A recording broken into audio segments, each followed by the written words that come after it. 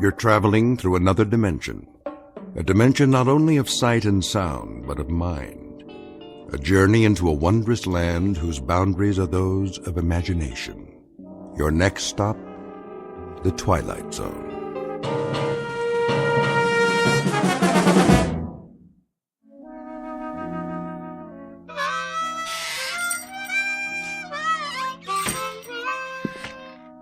Oh, hi there, Pete. Didn't hear you come in. Why don't you join us? Set a spell. That's all right. I wouldn't want to interrupt you. Well, all right then. Where was I? General Pershing. Oh, yeah. So I said to Jack Pershing, General, I said, there ain't gonna be no artillery support. They're dug in too deep. When was this now? First World War, of course. The Great War, we called it. Yes, sir. So I says to General Pershing, Jack, what we gotta do is we gotta enfilade. Know what I mean? Do what? Enfilade 'em. That's what we're gonna do. Ha ha! Enfilade 'em to beat the band. Frisbee, when are you going to put that mouth organ of yours out of its misery? How's that? Or at least learn how to play it. Helps me relax. Well, sir, old Blackjack knew who he was dealing with. And that was? They didn't call me old Enfilade Frisbee for nothing. Horseradish? Huh?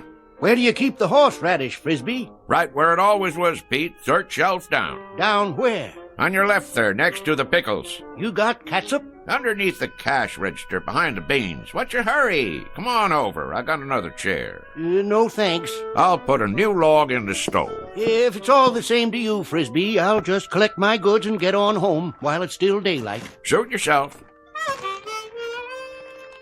Oh, well, where was I? Oh, yeah.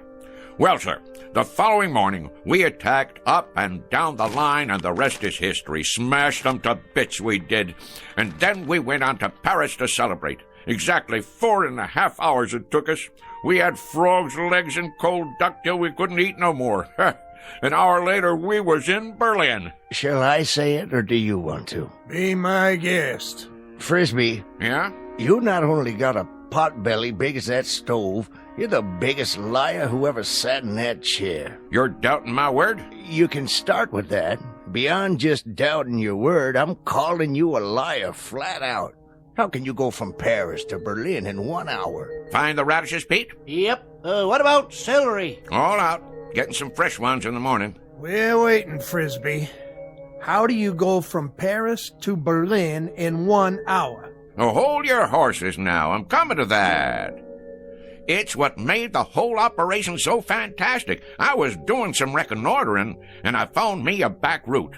That's very interesting, Frisbee, except last week you sat right there, big as life, and told us you were in the Balloon Corps. You sure did. And that over the Battle of Marne, you shot down 3 German Fokkers with a pistol and personally directed the artillery so the Marines could win. Oh, I did that too. Only it was a year later. It was, let's see now, April of 1917. That's it. I heard enough. More than enough. I'm getting out of here. Well, now you might want to give that some thought, boys. Looks like rain to me. Rain? Sure enough, gonna be some rain. Tell by the clouds. You can always tell by the clouds, you know. Take that big job up on the hill. That there is a stratocumulus opacus. Anything you say, Frisbee. You fellas know anything about meteorology? Don't get him started. Well, what do you know? Looks like it got me a customer. Carload full of them. Better get out there and pump some gas before they change their minds. Oh, now ain't no reason to hurry. Them clouds, for instance, they like to take their time. So do I. It's the way Mother Nature made things. Why, did I ever tell you about...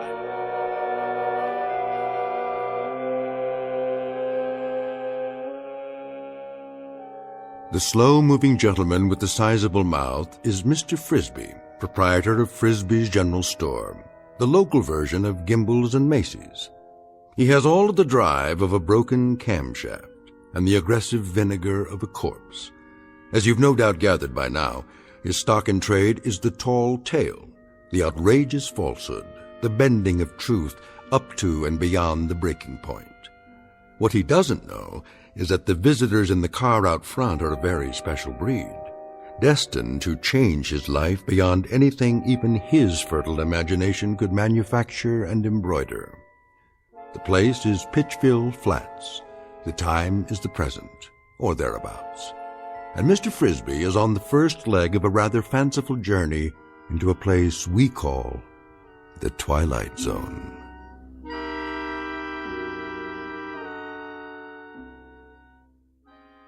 And now, The Twilight Zone, and our story, Hocus Pocus and Frisbee, starring Shelley Berman, with Stacy Keach as your narrator.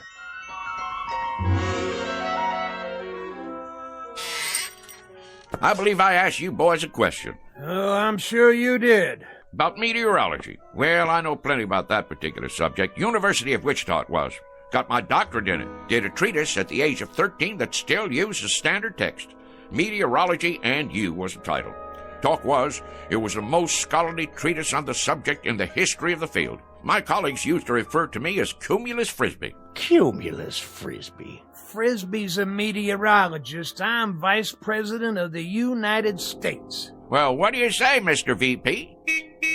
Better get out there, Cumulus. I'm coming. All finished, Frisbee. You want to add it up? You do it, Pete.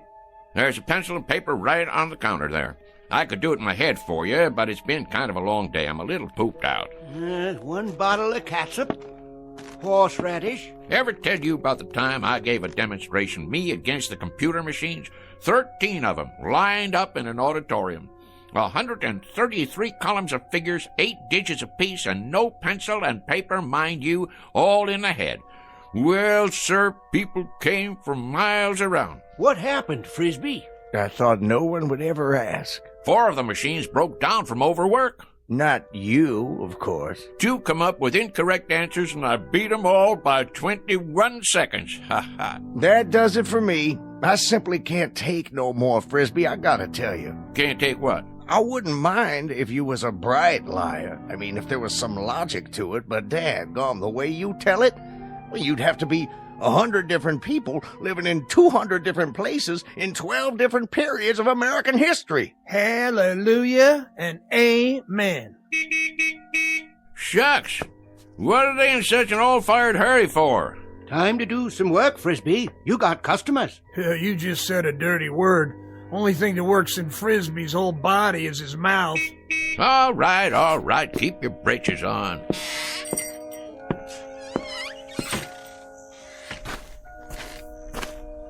Howdy, gents. Hello. Want gas or something? Gas. Oh, yes. Sorry you had to wait. Not at all. You know, if you gotta be someplace in a hurry, you could have pumped it yourself. We could. Didn't you hear me yelling? Oh, we heard you. Definitely. We're not too familiar with this kind of car. No. Say, how many of you was in there? 4 of us. It's a bit of a tight fit, I'm afraid. Sure it is. One of them foreign jobs. Not much room inside, huh? We don't know where to put the gas. We aren't familiar at all with these foreign jobs. You ain't? Well, this is your lucky day, 'cause I am. A matter of fact, I'm the one responsible for 'em. For a while there was all rear engine, only in the back. You developed them, did you? Oh, indeed I did. Got a phone call from old Henry Ford one time asking me to fly out to Detroit. Henry Ford? Sure. Well, I did that little thing, and next thing you know, in 48 hours, I went and designed the first rear-engine automobile. Advantages are fantastic, Is that right? Sure. All the weight on the driving wheels gives her better traction, eliminating the drive shaft, lowering the whole car. There's a whole lot better visibility, plus the heat and gas fumes go right on out behind. You're quite familiar with the internal combustion engines, then. That sort of thing. Familiar with them? Why, mister, you're looking at the granddaddy of the modern-day automobile. Henry said to me when I finished that there designing job, rear engine, he said, that's what he called me, old rear engine Frisbee. He says, rear engine, you're an automotive genius. That's what you are. Well, I couldn't very well argue with him, being as how he was Henry Ford. I guess not. Now, where was I? Say, you want it filled up? If you don't mind. Not at all, not at all. That's what made this country work, work, and more work. Me, I've done more of it in my life, more different kinds of work than most people ever even heard of. Of course, I had more than my share of ingenuity, too. I took this little old business here and made it a success, just like I did for, well, you might say everything I laid my hands on. Gas tank, the gas tank. Would it be on the other side? Oh, I knew that. Why don't you boys go ahead and stretch your legs? Take your time. Mighty pretty country around here.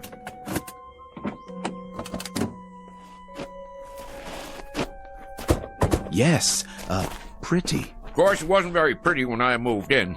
First thing I did was plant all these trees, hundreds of them. I had to import them from my old friend Luther Burbank. You gotta give them just the right amount of water and a special kind of plant food I cooked up. This is the man. Without doubt. Frisbee, is that it? Not a common name. He must be the one. Frisbee. An incredible specimen.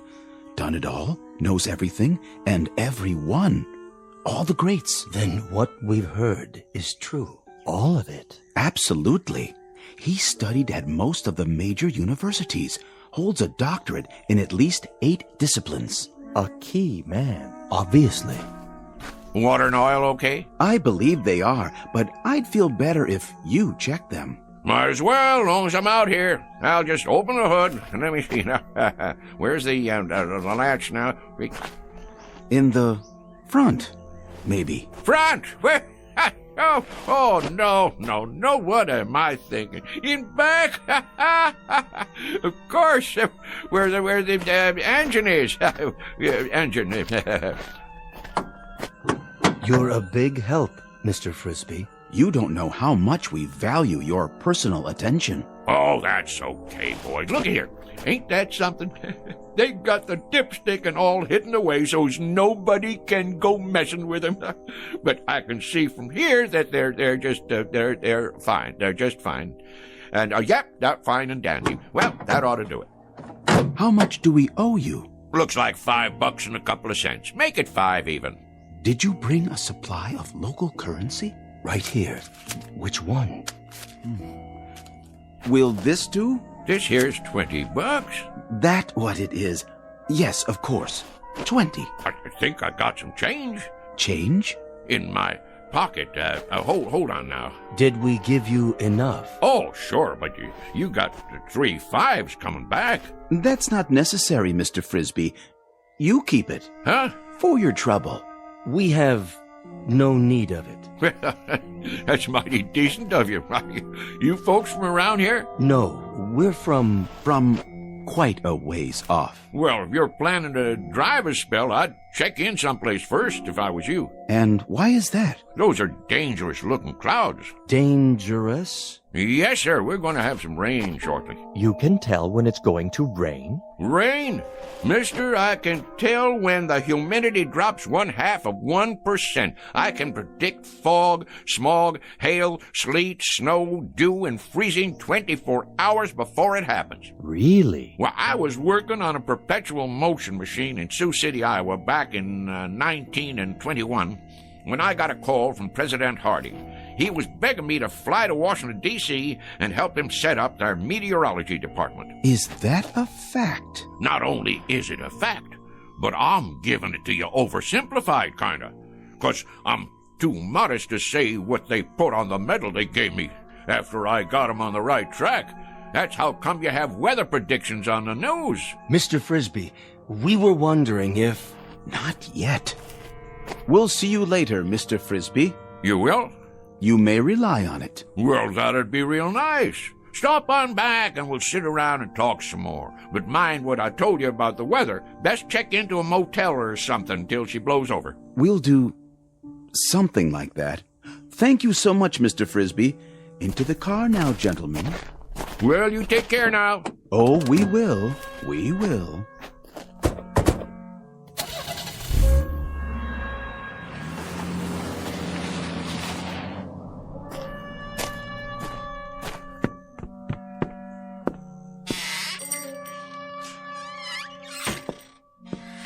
Odd fellers. Why, didn't they believe what you were saying? It ain't that. They just seem kinda odd. Wearing suits like business fellows from the city. Handed me a $20 bill like they didn't know what it was. Well, how come you didn't tell them you was Andrew Jackson and that was your picture on it? That's one of the few things I ain't heard 'em claim. Wait around here long enough and you will. Well, we'll see you tomorrow, Frisbee. Yep, see you tomorrow. Sure enough, boys. I'll be here. Same as always.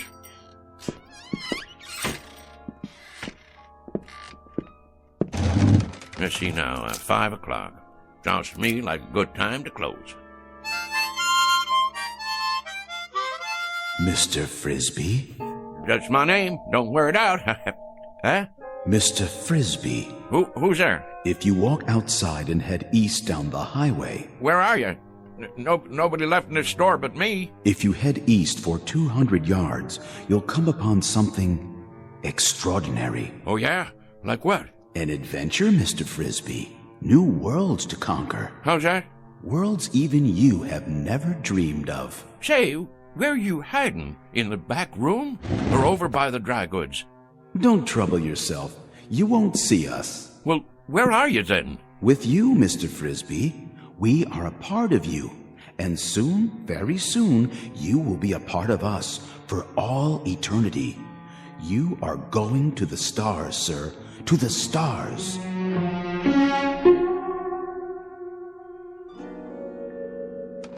What do you mean, the stars?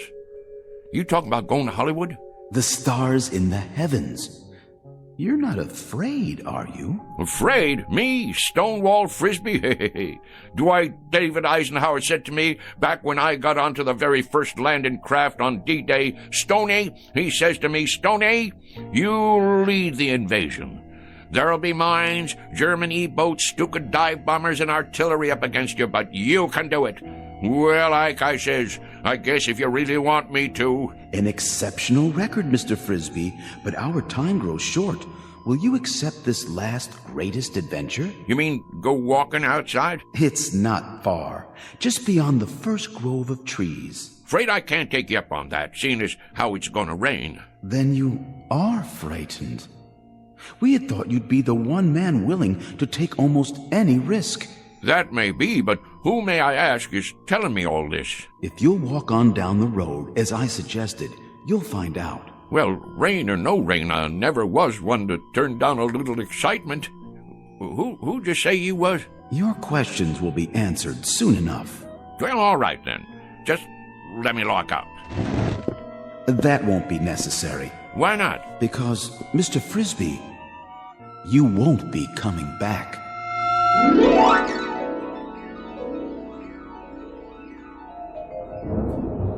Well, will you look at that?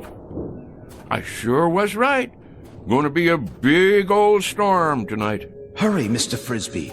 I'm coming. Don't get your long johns in a twist. Straight ahead. We're waiting for you. Where? Look to your right. I don't see... Wait a minute. What the heck? Oh, I get it. Some kind of movie prop, right?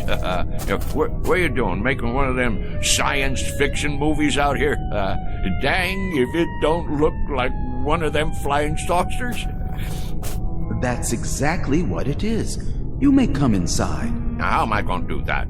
You got it made to look like there ain't no doors or windows. Very well. In the interest of time, I suppose we can give you a slight assist at this point. Hey. Hold on, Mr. Frisbee. Whoa, Nellie. How'd you do that? Teleportation, Mr. Frisbee, but I'm sure you know all about it. Well, what do you know? You got a nice setup in here. I'll give you that. What's underneath all that aluminum paint? Wood frame or drywall? I assure you, it's all quite authentic. Impressed? Me? Impressed? With this rinky-dink set? Why, shucks, it looks like a flea on a doll compared to the one I designed for the United States Space Agency. Oh, we didn't know they had flying saucers yet. Apollo, of course, and Viking. Well, mine was called a Buzzard. Biggest span you ever saw. And that was back in 51. Old Rocket Thrust Frisbee, they called me. Please, Mr. Frisbee, be good enough to follow me. Well, don't this take all? How do you do, Mr. Frisbee? Welcome, Mr. Frisbee. How do you... So this is part of that movie prop. That's it, ain't it? Some kind of Hollywood thing. Advertising a flying saucer picture, huh? In a word, Mr. Frisbee, no. This is an actual spacecraft. Go on now. And we, my colleagues and I, have come here from another planet. We have indeed. All this way, across the interstellar darkness. To meet you. Well, in that case, I'm leaving.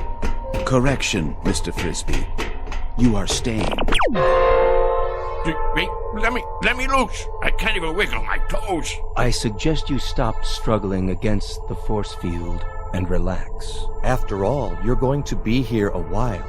A very long while in Earth terms. Why not make yourself comfortable while you prepare to meet the others? The others? That's right. The Intergalactic Council.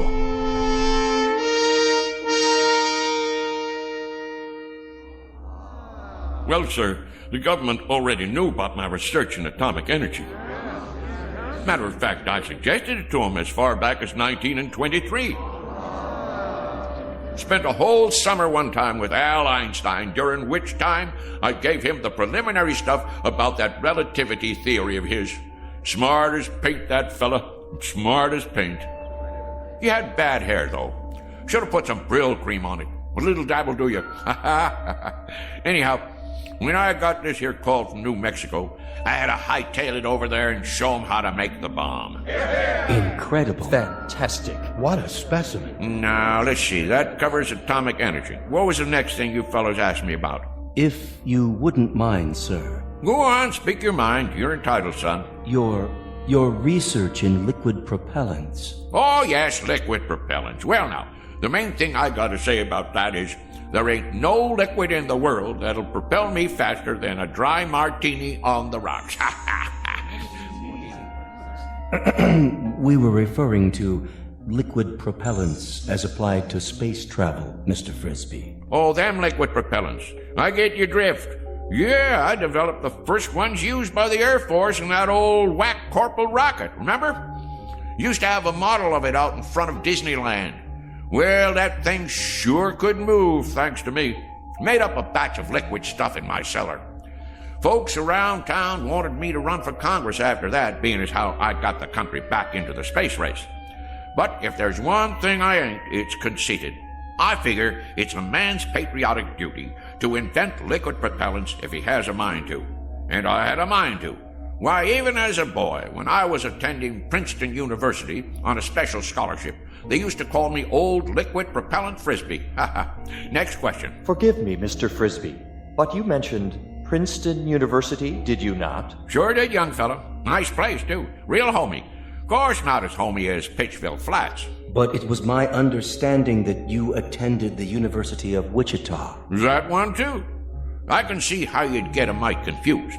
It happens to be a fact that I hold degrees in 38 major universities and advanced schools of learning. Amazing. One earth. It beggars the imagination. I also got me one of them Rhodes scholarships over in England one time, but I had to turn it down because I wouldn't bow to the Queen. Next question. No more? In that case, well, I'll just get on home to dinner. I said it was getting late and I have to get home to dinner. Hey, you guys. About time I was leaving. I gather that you don't quite understand the situation, Mr. Frisbee. How's that? You're not going home for dinner. You shall have dinner here. Here? Precisely. In exactly, 14 minutes by your measure of time, we'll be departing. Departing? From where to where? From here to our planet. You see, Mr. Frisbee, our assignment here was to secure a representative Earth species, the most brilliant we could find. There seems to be no question that your accomplishments are far and away more extensive than any other human beings. Mine? Now, wait a minute. Now, hold on there. You fellas got the wrong idea. Why, I'm just a plain old country boy, a bumpkin. I'm a bumpkin. That's what I am. Just a rube with a big mouth. Come now, Mr. Frisbee. You do yourself a terrible injustice. We know all about you and your accomplishments. My accomplishments. Mister, the one accomplishment you fellas didn't pick up on is the fact that I am the gall-darndest liar that ever walked the pike. I spin the longest yarn west of the Rockies, and I'm not talking about exaggerating. I'm talking about lies. I mean lies. Mr. Frisbee. Don't you get it? I'm a liar. I ain't got enough truth in me to raise a bump on a bee. There are some terms that have no equivalent in our language. This word, lie, that you mention. Dang right, lie. That there is the opposite of the truth. Don't you have that on your planet? Have what, Mr. Frisbee? Have a fella that runs around talking the bull off a nickel? I'm afraid not. We have no concept of this term. You mean whatever somebody says goes without saying? That is the truth? So everything I told you, every doggone piece of harebrained guff I've been throwing at you, you believe it? And now you're taking me up to your planet so you can stick me in a cage? Oh, hardly that, Mr. Frisbee. It won't be a cage. We'll naturally have to keep you confined, much as we do the other specimens we've collected. We've got a marvelously entertaining Venusian. He sings simultaneously in 8 different octaves, and he accompanies himself on percussion with his tail. Now, you listen to me. I'm a bona fide American citizen, and I got my rights. And furthermore... Please contain yourself, Mr. Frisbee.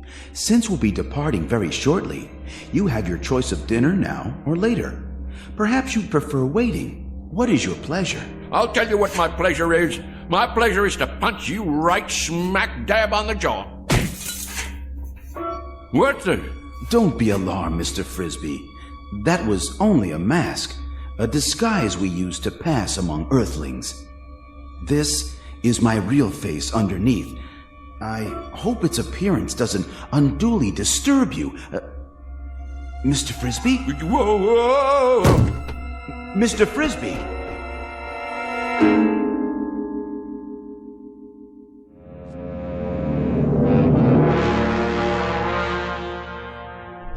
Oh, Mike, and back where am I? Feeling better, Mr. Frisbee? Better than what? I thought I should tell you. We'll be departing in 5 minutes. You still on that kick? Listen to me. I ain't interested in departing anywhere except from you. I never been more'n 50 miles outside of Pittsville in my life, and that's the one record I'm right proud of. Curious remark. It does not compute. You took a bump to the head. Lie still. I'd better scan you. Get that thing away from me. It's only a vibrometabolic scanner to detect organic damage. Stay back, I tell you. You're in perfect shape. No spikes in your brainwaves. None whatsoever. Remarkable, I must say, for someone with such active cranial matter. Man, the last time I saw something like you, I'd been 4 days on a corn jug. And even at that, what I thought I saw was a whole lot prettier than you. I'm sorry you find my features distasteful. On our planet, my appearance is considered quite satisfactory. But if you prefer, I could wear another one of those pseudo-faces. This place where you're from, do the girls look like that too? The females? Why do you ask? Because if they do, it's a downright wonder you ain't extinct. Please try to accept my true appearance, Mr. Frisbee, much as we have become accustomed to yours. Some effort is required on both sides. Shall we, I believe the customary phrase is, shake on it? Don't point your finger at me. What you got there, a claw? A gesture of friendship, Mr. Frisbee. Hands across the galaxy and all that. Well, okay, but don't you go pinching me. You're built hard as a crawfish, I'll say that. Oh, we are indeed, by your standards, which is quite fortunate for us, considering the gravitational pressures on our home planet. You have a match on you? Pardon? For my pipe. Hold on, I gotta light my overalls. What are you doing? Helps me relax. A pinch of Prince. One time a guy come in my store and he says, "You got Prince Albert in a can?" And I says, "No, already went and let him out." Never mind. You boys wouldn't understand. I'm afraid there's no smoking on the ship. Well, who ever heard of a rule like that? It upsets the negative ion balance. No, I really ain't going. What do you think of that? Well, I suppose if you sit over here, directly under the laminar flow. Kind of chilly. Ooh. Don't you boys have a wood-burning stove at least? Must get mighty close to freezing up there in outer space. What's that? Oh, that? Oh, that's just my old harmonica. Want I should play you a little tune? Oh, please. Please, Mr. Frisbee. I've been meaning to give a concert one of these days. Maybe Carnegie Hall or over in Brantford. Oh, attention. X10 and X12. I need you here at once. Most beautiful sound there is, huh? They have harmonicas where you guys are from? Well, do they? I ask you a question. Do you have harmonicas up there where you Help! Help! You don't look so good. Kinda green. Whoa, well, let me play some more for you. Ain't nothing like a little tune before dinner. That's what I always say. What's that horrible sound? It's that object. I've got to get it away from him before it's too late. Back. It's dangerous. Stay away from it. Save yourselves.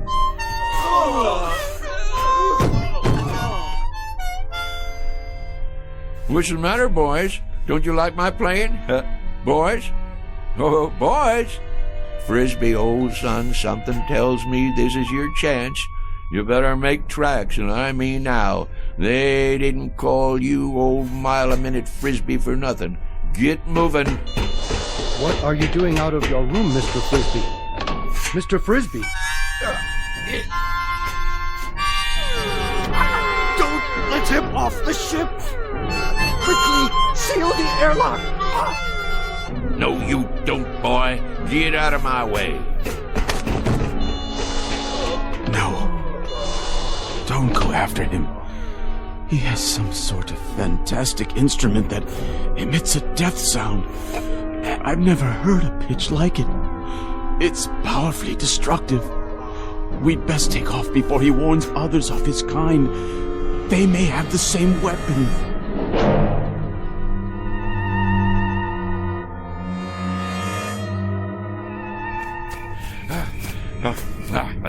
Can't catch this old boy, can you? Go on, get out of here. Get on back where you come from. That's it. Scat.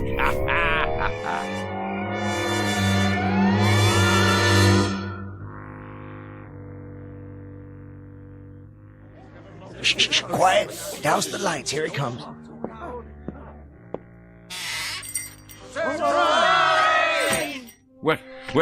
What's going on here?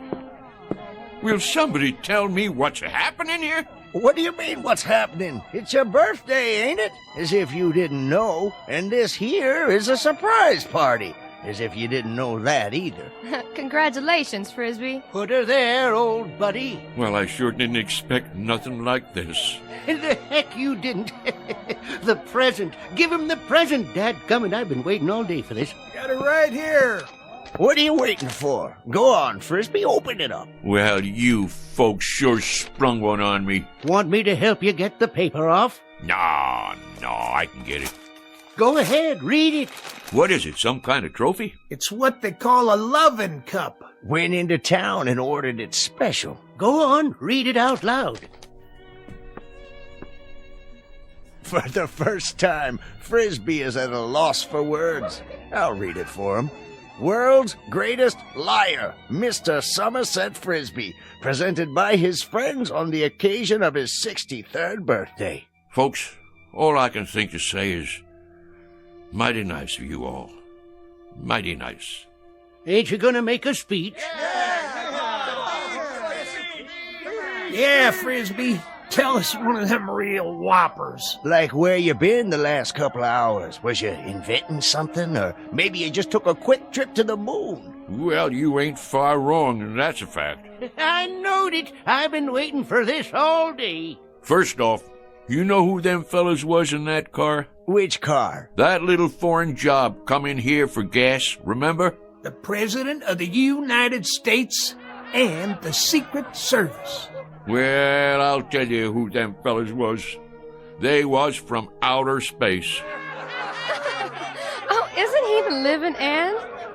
And somehow or other they picked me up in the air, right down there by the hollow, and I floated over to their flying saucer, and they took me inside, and then they was gonna kidnap me and take me to their planet. And you was gonna be their leader, Frisbee? But it's true. They was just about to kidnap me. Wanted to make me their A1 prize specimen. Oh, the whole Galactic Council was watching. They even had a guy from Venus who could sing 8 different ways from sundown and play the drum with his tail. Well, sir, you know how I stopped them? You talked them to death? No, not that. It weren't nothing, really. Just took out my mouth harp and blowed a little tune, something like this. You know what happened then? I'm sure you're gonna tell us. I've been waiting all day for this. They just plumb fainted away. Now that I can believe. Play us a tune, Somerset, the way you used to. Well, I suppose I could do that if you really want to hear it. Wait a minute. There it is. Didn't I tell you it was going to rain? Sure I did. I can feel it in these old bones of mine. Yes, sir. What did I tell you? What did I tell you? Ain't he the perfect limit? Ain't he the be-all and end-all?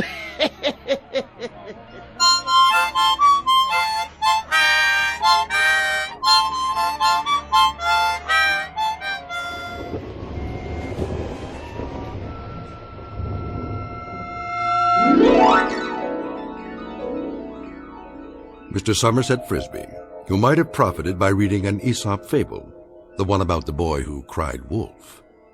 For now, consider this one more tall tale from the timberlands of the Twilight Zone.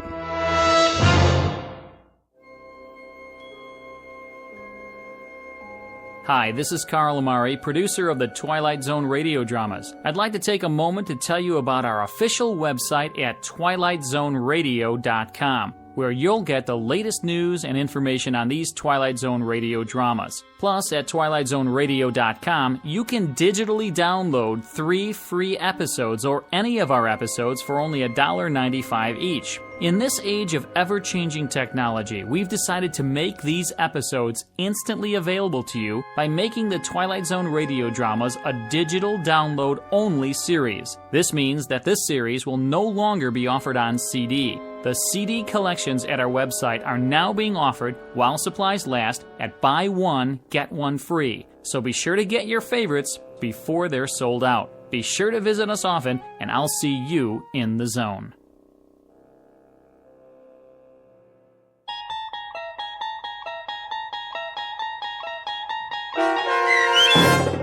Hocus Pocus and Frisbee, starring Shelley Berman, with Stacy Keach as your narrator, was written for the Twilight Zone by Rod Serling, from a story by Frederick Lewis Fox, and adapted for radio by Dennis Etchison.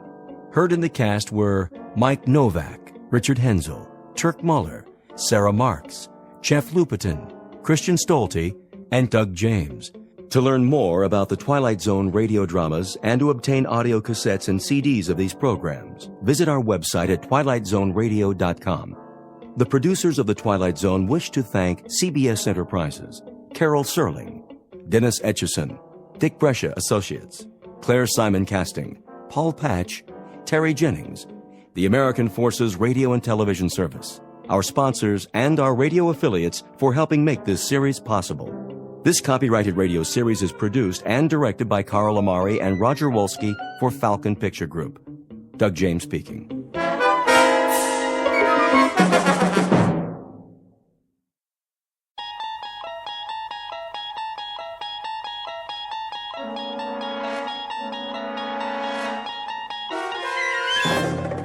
You unlock this door with the key of imagination. Beyond it is another dimension, a dimension of sound, a dimension of sight, a dimension of mind. You're moving into a land of both shadow and substance, of things and ideas. You've just crossed over into the Twilight Zone.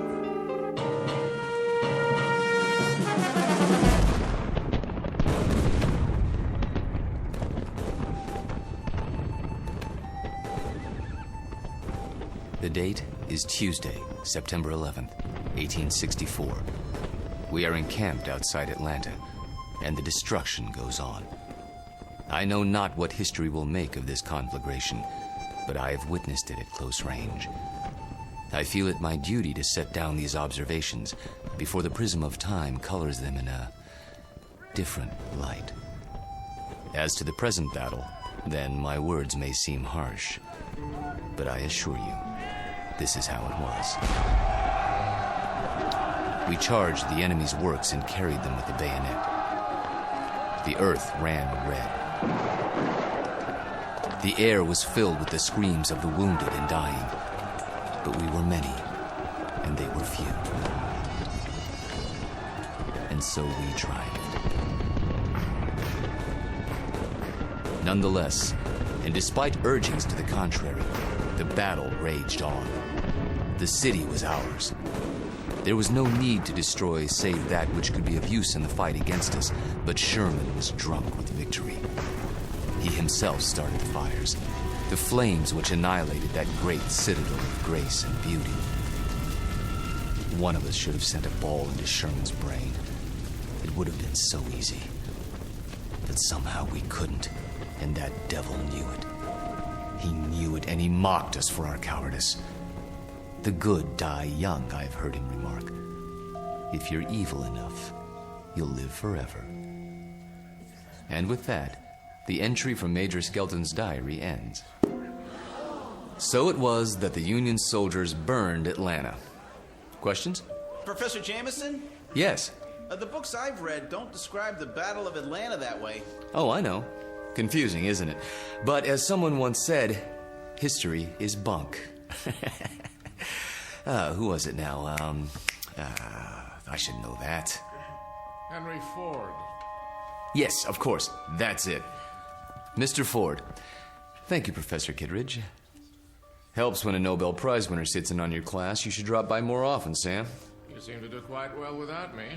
I could always use a good teaching assistant. So, to sum up today's lecture, the Union soldiers did indeed burn Atlanta for no good reason after the battle was won. You may have seen a more pictorial version in the motion picture Gone with the Wind, but I assure you, the conquering troops took no pleasure in their work. They were forced to it by a man they hated more than they could ever hate the rebels. An ugly, sullen, appallingly brutal general named William Tecumseh Sherman. The history books have glorified this monster, attributing to him qualities of courage and integrity. Trust me, he had no such qualities. He was just a small, evil man with tiny red eyes and a dirty beard and a way of talking that made you quietly want to slit his throat. What a great lecture. I really like this class. Professor Jameson makes it so real. I forgot to take notes. Oh, you can borrow mine. When's the test? I don't know. I think it's next Tuesday.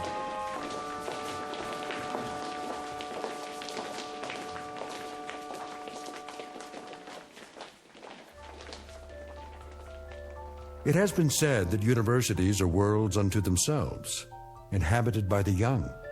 These are the inhabitants of Collins University, a very small world indeed, young people hungering for knowledge, which can be imparted only by age. You have just met Walter Jameson, for 12 years the college's most popular and respected history professor. Students crowd his lecture hall and listen in fascination as he brings the dead past to life for them. It doesn't seem to matter what period of history he's discussing. He makes that period as real as this morning's headlines. Some explain this ability simply as the mark of a consummate actor. However, there are those who don't agree, like Professor Samuel Kittredge, Nobel Prize winner in chemistry, who has another, more disturbing theory about Walter Jameson, and that theory is about to be put to the test. Very soon we will find out whether our star professor received his degree from a major university or from the Twilight Zone. And now, The Twilight Zone and our story, Long Live Walter Jameson, starring Lou Diamond Phillips, with Stacy Keach as your narrator.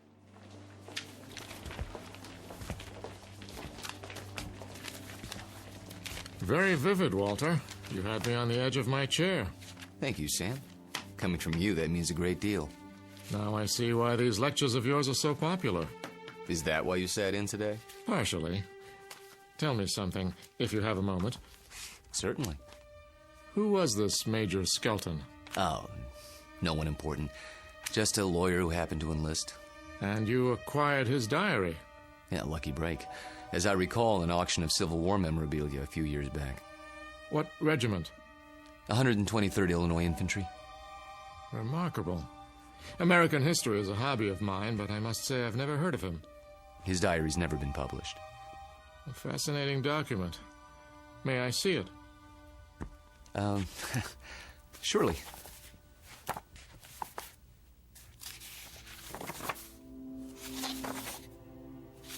Well preserved. It was stored in someone's attic for 100 years. I don't think it had ever been read. You come across objects like this once in a while, put away in boxes. They didn't know what they had. You could resell it for a nice price, I imagine. Original source materials are hard to come by. Don't suppose I could borrow it? I never lend books to absent-minded professors. Remember the last time? Yes. I guess you're right. Time for some coffee? What? I'm going past the student union on the way to my office. Not today. I have a paper to work on for the conference. Oh, I almost forgot. Can you come by for dinner? Whose invitation? Yours or Susanna's?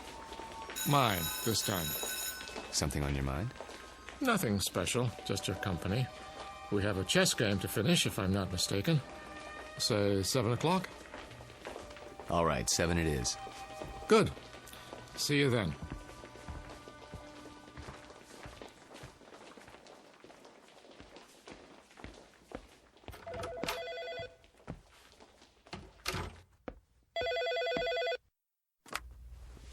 Hello?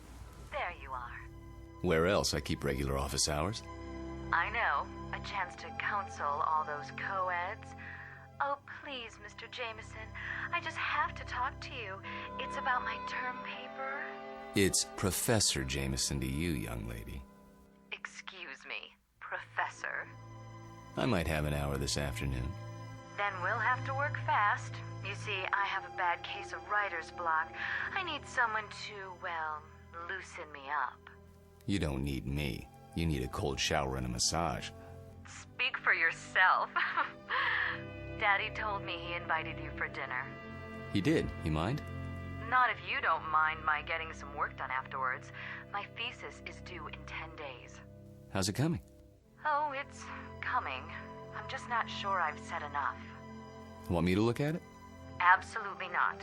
I have to know that I can do it on my own without help from you or Daddy. You will. Don't worry about it. I miss you. Me too. Only a few more days. Then we can spend more time together. We'll paint the town red. Oh, there's my 2 o'clock. I gotta go. Let me guess. Female, age 19, about 5'2", with eyes for her handsome professor. Be right there. Actually, this one's a little old lady. Wants to finish her degree before she kicks the bucket. I'll bet. See you in a few hours, darling. It's a date.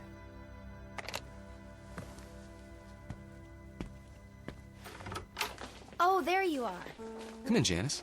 I was afraid I was late. Someone else is waiting for you. You're my only appointment this afternoon. She asked if this was your office. A student? No, I don't think so. She's sort of elderly. She acted like she knew you. Hello? Hello? She'll probably come back. Ah, I'm sure you're right. Now then, Janice, how can I help you? I'm sorry to bother you, Professor, but I'm having trouble with the assignment. Can't find all the books? The research library isn't supposed to check out certain materials, but sometimes... It's not that. I've got everything I need, but the authors on the list, they don't agree with your version. So my question is, which version should I use, yours or theirs? Remember what Ford said. What?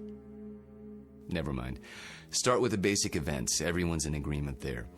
As to interpretation, that's up to you. Just tell me what you think happened and why, based on all the accounts. Original thought is what counts. But how can I be sure if I wasn't there? That's always the problem, isn't it? There's an old adage. Those who were there know more than those who weren't. The problem is getting people to believe you. Nonetheless, you know what you know, so you learn to keep some things to yourself. But that doesn't affect you, Janice.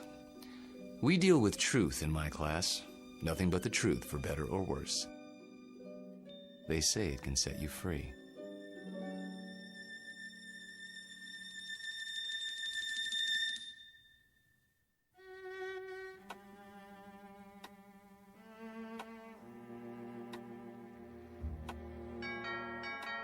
I'll get it, Father.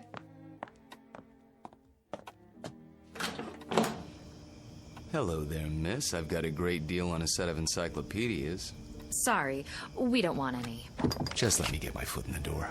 Oh, really? You know what's wrong with you, Professor? What? You're always on time. Sort of takes the mystery out of things. Oh, so I'm not mysterious enough for you. That's just it. You're too mysterious. Except when it comes to keeping dates. Get in here. Mwah. What's that for? Because. Like my new dress? Awful. Get rid of it right away. You mean here and now? Watch it. You're a PhD, not some sorority girl. And not yet, I'm not. There's a little matter of a thesis, remember? A mere technicality. Anyway, it doesn't matter. You're about to give it all up and become a housewife. The devil she is. Hello, Sam. I didn't see you there. I'm giving you my daughter's hand, not her brain. Which I inherited from you. She'll get that PhD if I have to... Spank her. I know. Well, I like that. Spare the rod and spoil the child. Pour yourself a drink, Walter. Dinner's almost ready. Don't tell me you're the cook again tonight. Indeed. And why not? Don't you think it's about time Susanna learned for herself? He won't let me. Force of habit, after her mother died. Let's go into the dining room, shall we? I'll serve. You sure there's not something on your mind, Sam? Nothing that a good meal won't cure.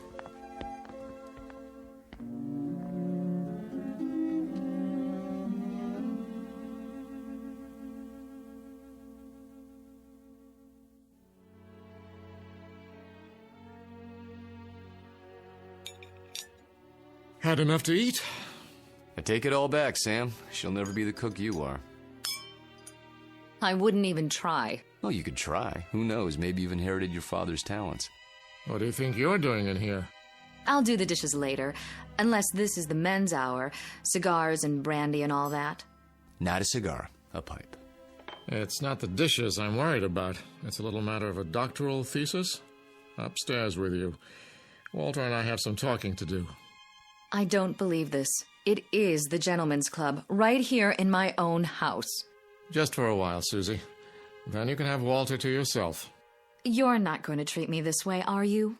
Worse, you might have to support me. Then the wedding's off. Good night, Daddy. See you before you go? It's a requirement.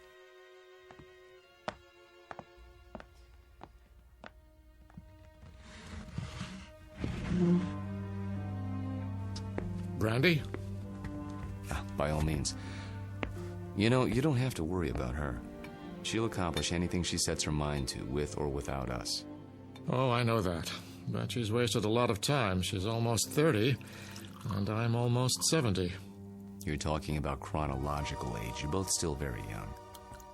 I don't feel young lately. Aches and pains. Let's sit down. The chessboard is exactly as we left it.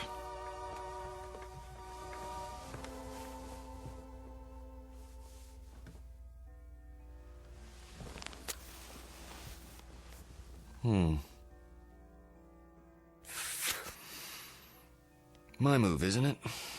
Do your worst.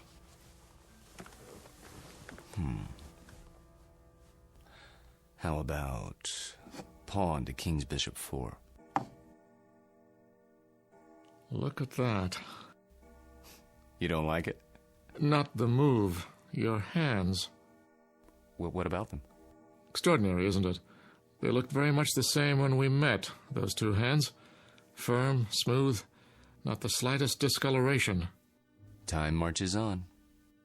For some of us. Walter, tell me something. Of course. How old are you? You know the answer. 44. My move. I seem to recall that when you applied for a position at the university, you listed your age as 39. That was, 12 years ago, which would make you 51 now. Come on, Sam. So I'm 51. Too old for Susanna, is that it? In a sense. What are you getting at? This is between the two of us. It won't go beyond this room. Really, Sam? Walter, when I met you, I was 58. I had most of my hair, all of my teeth, and hardly a wrinkle. Look at me now. In 12 short years, I've turned into an old man. But you haven't. It happens that way sometimes. I know. But why? Clean living?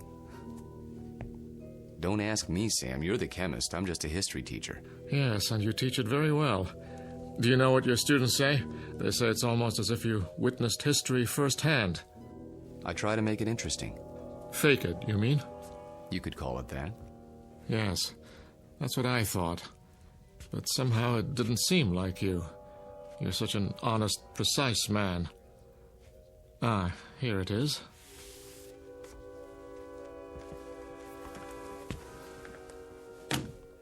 What have you got there? A book, a first edition. Photographs, mostly. Taken by a fellow named Matthew Brady during the time of the Civil War. Well, what is it? You look as if you'd seen a ghost. Perhaps I have. Hand me that magnifying glass, will you? I don't see... Was your grandfather in the war by any chance? No. In that case, I'd say we have something of a mystery on our hands. How so? You got me interested in your Major Skelton today. Oh, that. I was curious to see what he looked like. So I went through the Brady pictures, not really expecting to find anything. Here, this is a shot of Sherman and 3 staff officers. Yes, typical of Brady's work. Moody, grim, not a smile between them. Look closely. The one with a pistol in his belt is identified as Major Hugh Skelton. This photograph was taken in the 19th century, and yet it looks exactly like you. I'd know those eyes anywhere. In fact, Walter, I'd have to say, it is you.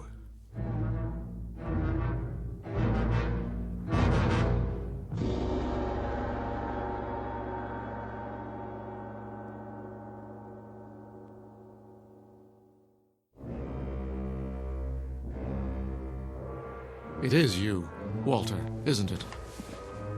Photographs can be deceptive. Poor lighting, grainy images. You shouldn't have kept the ring, you know. It's a dead giveaway. Ring? It is a bit like mine. Not like it. The same. Sam, really, you can't be saying what I think you're saying. That wouldn't make sense. It wouldn't be rational. It wouldn't... Come now, Walter. We're not children. You know exactly what I'm saying. I've been accused of many things in my time, but never of being inarticulate. Oh, you're joking. Just because a man in a picture happens to look like me. And happens to wear the same ring, and happens to have the same small mole on the left side of his face. Did you keep the pistol? Or is it in a Civil War museum somewhere? Oh, Sam. Tell me the truth. You know what the truth is, don't you? You are the man in the photograph, aren't you? Yes. I knew it. I've suspected for a long time. But, of course, it seemed so fantastic. It is. Yes. So, now we're on equal footing at last. The time for lies is over, Walter. Wouldn't you agree? Yes. So tell me, how old are you? You won't believe me. I can believe anything now.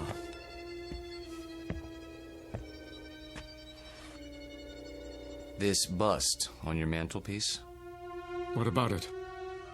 It's after a Greek statue, as I recall. The head of Cato the Elder.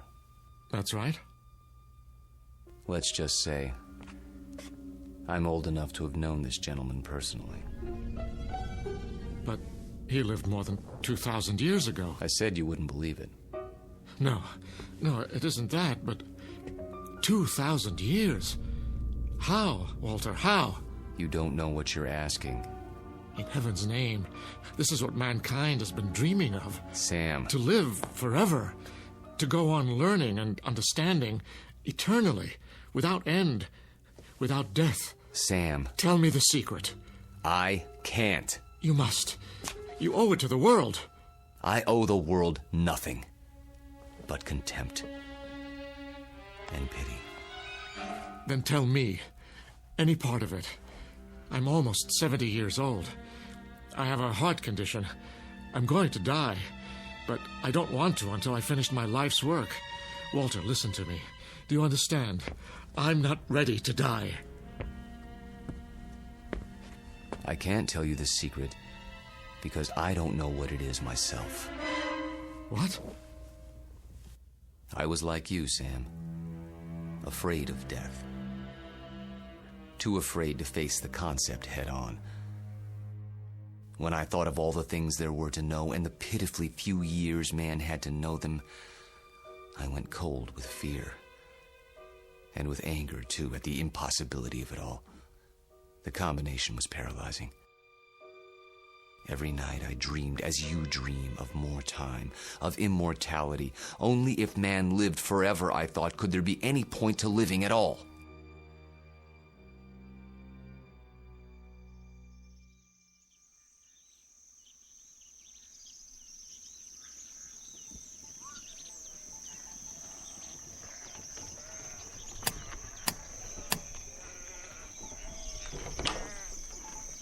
I'm thirsty.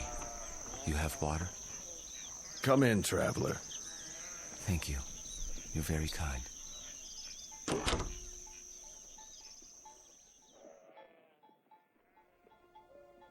One day, on the road, I met a man. An alchemist. I told him these things and more as I rested with him. He said that he could grant my wish. Only it would cost money.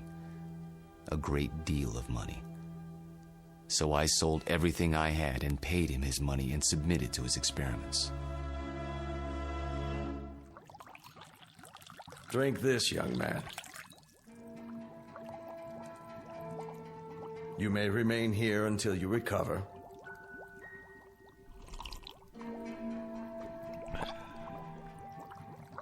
I feel strange. That will pass.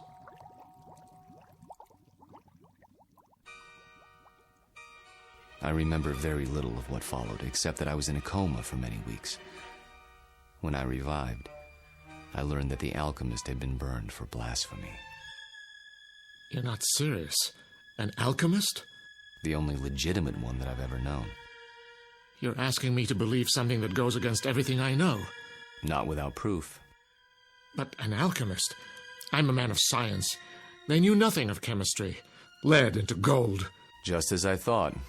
You won't believe it. Smoke and mirrors. Their methods were based on superstition, magic. What did he use?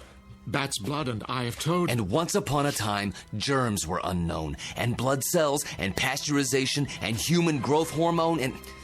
Sam, all those things and more would have been called magic once. It's a matter of knowing what to measure and how. Do you realize that most of today's medicines come from plants? Witch doctors discovered a long time ago that they worked, even if they couldn't explain the reason. Don't lecture me. All right. But you'll grant that certain phenomena exist before we know why. Science is like history in that respect.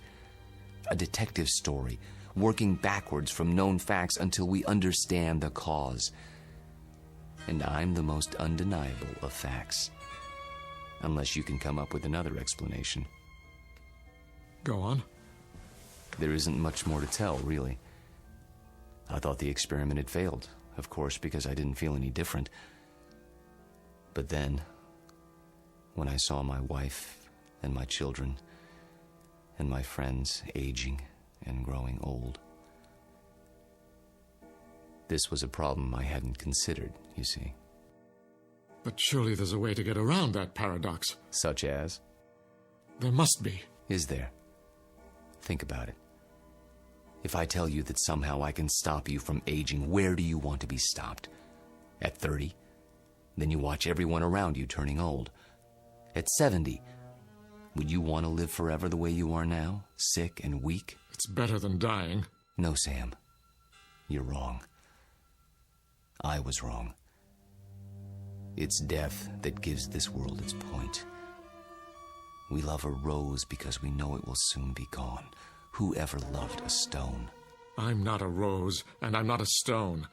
I'm a man. Very old, very frightened. Of what? Death? Yes. Of death. You're a fool. I want to die. Then why don't you? Because I'm a coward. Like all men. Because I'm tired of living and scared of dying. That's why. There's a revolver in my desk at home, Sam. The same one you saw in the Civil War photograph. Every night, I hold it in my hand and pray for the courage to pull the trigger. But I can't. You mean to say you've survived all these years without an accident, without being injured or wounded? Some people are lucky that way. They go through life without ever breaking a bone or seeing the inside of a hospital. Oh, I've come close to death plenty of times. But never close enough. Thank you. For what? For reassuring me. I thought that if a man lived forever, he would grow wiser. But that isn't true, is it? You grow tired. That's all. It must be lonely. That's a word that comes to mind. You say it as if you think it's a word I don't know anything about. I suppose you married more than once? Yes. How long with each woman, Walter? 10 years? 15? I take your point. Now you know why I attended your lecture. Why I asked you here tonight. It wasn't idle curiosity. I suspected as much. Sam, this isn't a situation of my choosing, not any longer. I tried to resign 6 months ago, but you talked me out of it. Do you remember? Yes. Do you know why? I knew that Susanna was falling in love with me. And I knew what would happen, because it had happened before. A few years of happiness, and then... I warned her. I did everything I could to discourage her. Except tell her the truth. How could I do that? She'd have thought I was mad. Then why didn't you leave? Because it was too late. I was in love with her. Everything was against it, all my reason and experience.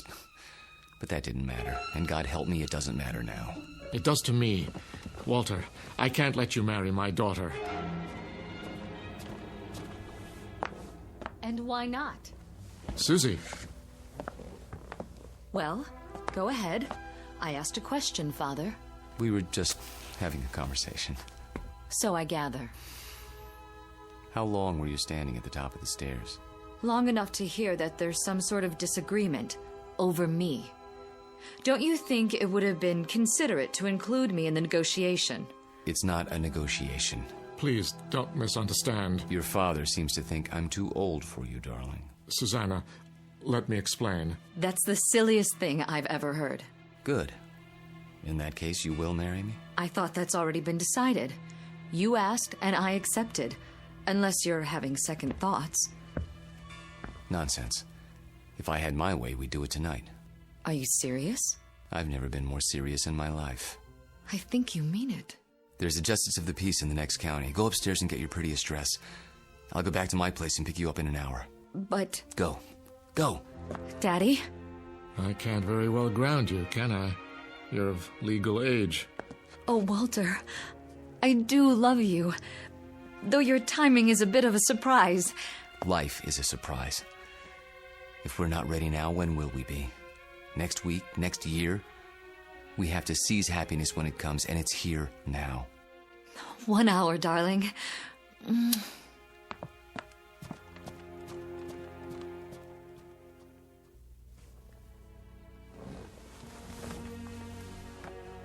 I'll tell her. She won't believe you, Sam. No one would. In fact, by tomorrow, you won't believe it yourself. We'll see. Yes, we will.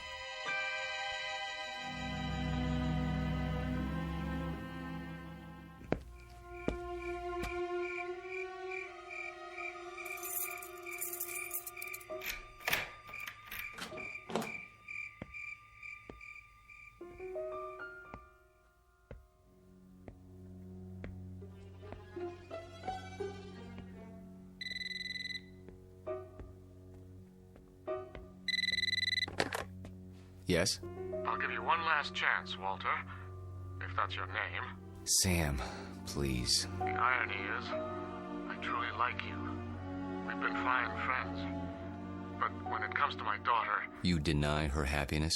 Is that what you call it? People who love each other don't have secrets. They share their lives. They grow old together. Susanna's entitled to the same thing. Not a mockery of it. You don't think this is easy for me. There's nothing ahead for her but a broken heart, as she sees herself age while you don't. How long do you think you can keep it from her? And if I go away, will that make her happy? She'll suffer, but she'll get over it. You don't belong here, any more than that antique pistol in the photograph. It's still here, in my desk drawer. And so am I. That's reality, Sam, for better or worse. She's upstairs now, packing. If you come back, I'll expose you. Not just to her, but to the university and the world, starting tonight. You mean it, don't you? You don't leave me much choice. Give me a few minutes. I need to think it through. Good. If you love her, you know what to do. Yes, I know what to do. Only, I don't know if I have the courage.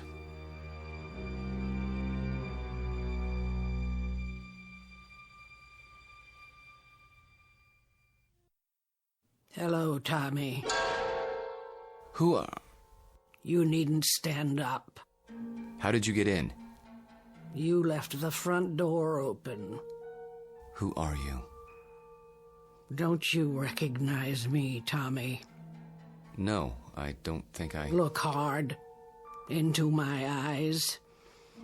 You called them the most beautiful you'd ever seen once. A long time ago. I think you've made a mistake. No. It's you, Tommy. My name is Jameson. Professor Jameson. And if you don't leave my house at once, I'll be forced to call campus security. Don't pretend with me. I know who you are. And who is that? Tom Bowen. Tom? My husband. That's impossible. I've never been married. You mean you don't remember? How convenient for you. We married right after the Great Depression. We lost our farm to the drought. Crops died and blew away like dust. And you, still a strong, vital man. So we packed up the car and moved west. The living would be better now, you said. And it was. For a while. We had a little girl. Did you know she passed away last year, Tommy? A grown woman herself, getting on in years. It's not right to outlive your children. But me, I had to keep going. It was like I'd been waiting all these years, waiting to know where you went when you ran off. And now, I found you. My dear lady, perhaps if you told me who you're looking for, I could... Oh, stop. Please, stop. I saw your picture in the paper. I knew it was you by those eyes. And the ring. You always wore it. So I had to see if it was true. It is. No, Lord, look at that. I can't explain it. I only know what I see. I've grown old, and you haven't. Don't. Please. And now you're going to marry someone else and leave her the way you left me. Lorette, for God's sake. I can't let you marry her, Tommy. You're mine. Don't touch me. What's this? Put the pistol down. Oh, I remember that gun. You used to keep it locked away. Said it belonged to your great-grandfather. Take it out and oil it like you knew you were going to use it someday. Is it still loaded? I said put it down. Tommy, what you're doing, it's wrong. You can't go on hurting people the way you hurt me. I won't let you. Lorette, for the love of... What was that? I didn't hear anything. Are you sure? I thought... Thought what? I don't know. Susanna, dear, please wait. Don't try to stop me. I've made up my mind. I know. It's not like I'm going away. Walter and I will be married, and then we'll come back and I'll move my things into his house. It's only down the block. I'll still see you every day and... Shh. I did have some things to say to you. Very important things. But now, I don't know where to start. Please don't. I'm nervous enough as it is. Can't you be happy for me? I know it's a change, a big change, but surely you're not surprised. You must have seen it coming. I know we haven't talked much about it, but... Do one thing for me, sweetheart. What? Bring me my reading glasses. I shan't be able to sleep while you're off eloping. At least I can get some reading done. Oh, Daddy, thank you. Where did you leave them? Upstairs in my bedroom, as I recall. Would you mind getting them for me? Of course I will. If Walter comes to the door, tell him... I know what to tell him. Don't expect him just yet. There's still time. Wait right here. I'll find them.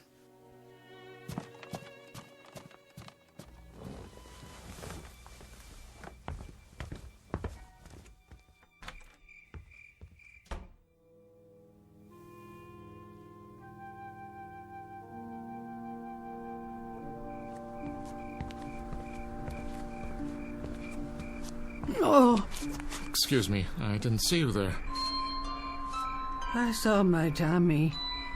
He's resting now. Good evening to you, madam.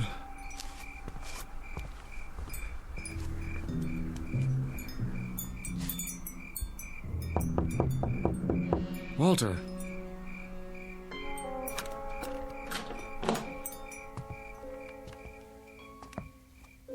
Walter, where the devil are you? Hello, Sam. Why are all the lights off? I was just, thinking. The window's open. I know. I'll close it. No. What's the matter? It's a strange feeling after all this time. What do you mean? I mean, I've come to my senses. Tell Susanna. Tell her if you would. You're hurt. Turn on the light. Stay away. I'll call a doctor. No. But your hand, there's blood on it. Hard to avoid that when you've been shot. It's dripping all over everything. I'm leaking, Sam. Everything that's been held inside for so long. It's running out. I feel light as a feather. Take my arm. Sit down. Quickly. A little late for that. I'm sinking, Sam. Right into the rug. It'll be quite a mess to clean up. What's happening to you? It's happening. At last. Your hair. Your skin. Sorry to fall apart on you. Oh. But nothing lasts forever. Thank God, Sam. Thank God in His wisdom.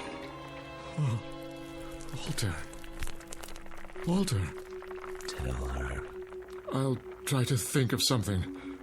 Don't let her see me like.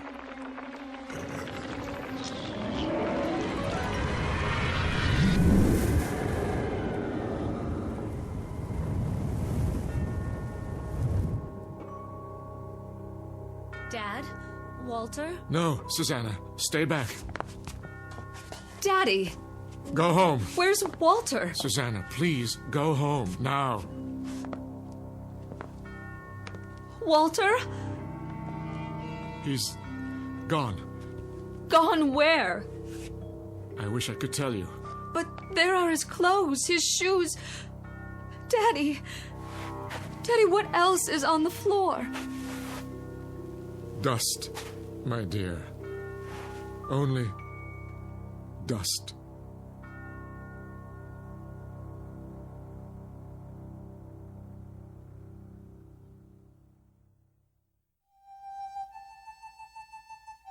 Professor Walter Jameson, an expert in the subject of times long past, and above all, a consummate actor, since before this university was founded.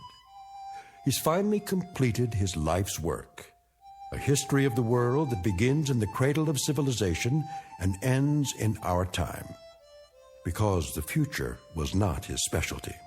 In fact, the simple truth is he had no future left. The past has a way of catching up with us, sometimes when we least expect it.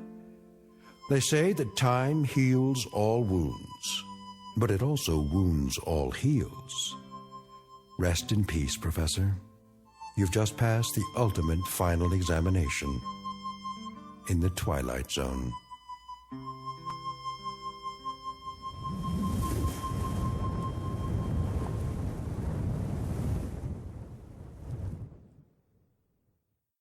More from the Twilight Zone after this. You are about to enter another dimension, a dimension not only of sight and sound, but of mind, a journey into a wondrous land of imagination. Next stop, the Twilight Zone. Hi, this is Stacy Keach. I'd like to take a moment to tell you about our Twilight Zone website at twilightzoneradio.com. At twilightzoneradio.com, you'll find the latest information on these Twilight Zone radio dramas, including behind-the-scenes photographs, plus the newest product releases, trivia contests, ways to contact us, other Twilight Zone-related info and merchandise, plus links to other fascinating websites. So make your next stop twilightzoneradio.com. Visit twilightzoneradio.com to purchase these Twilight Zone radio dramas on cassette and CD, or call toll-free 1-866-989-ZONE. That's 1-866-989-9663.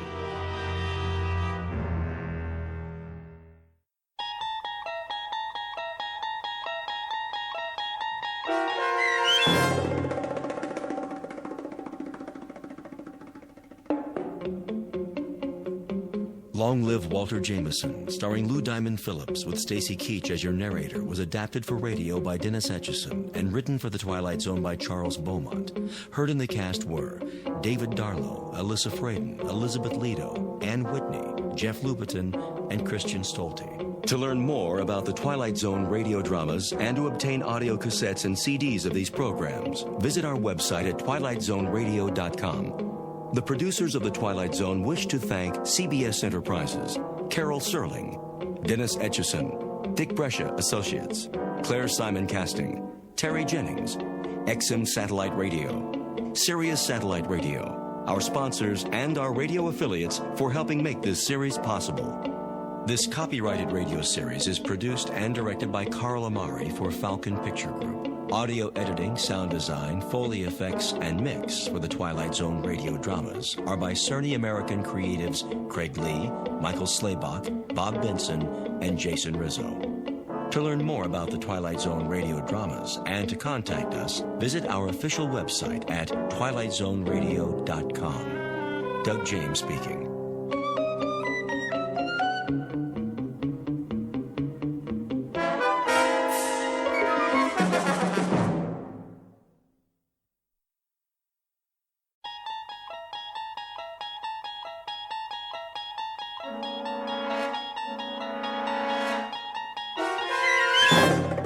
You're entering another dimension, beyond any limits known to man. This is the universe of imagination, a wondrous land of brave new stories from the far reaches of space and time. So fasten your seatbelt. There's the signpost up ahead. Your next stop, the Twilight Zone.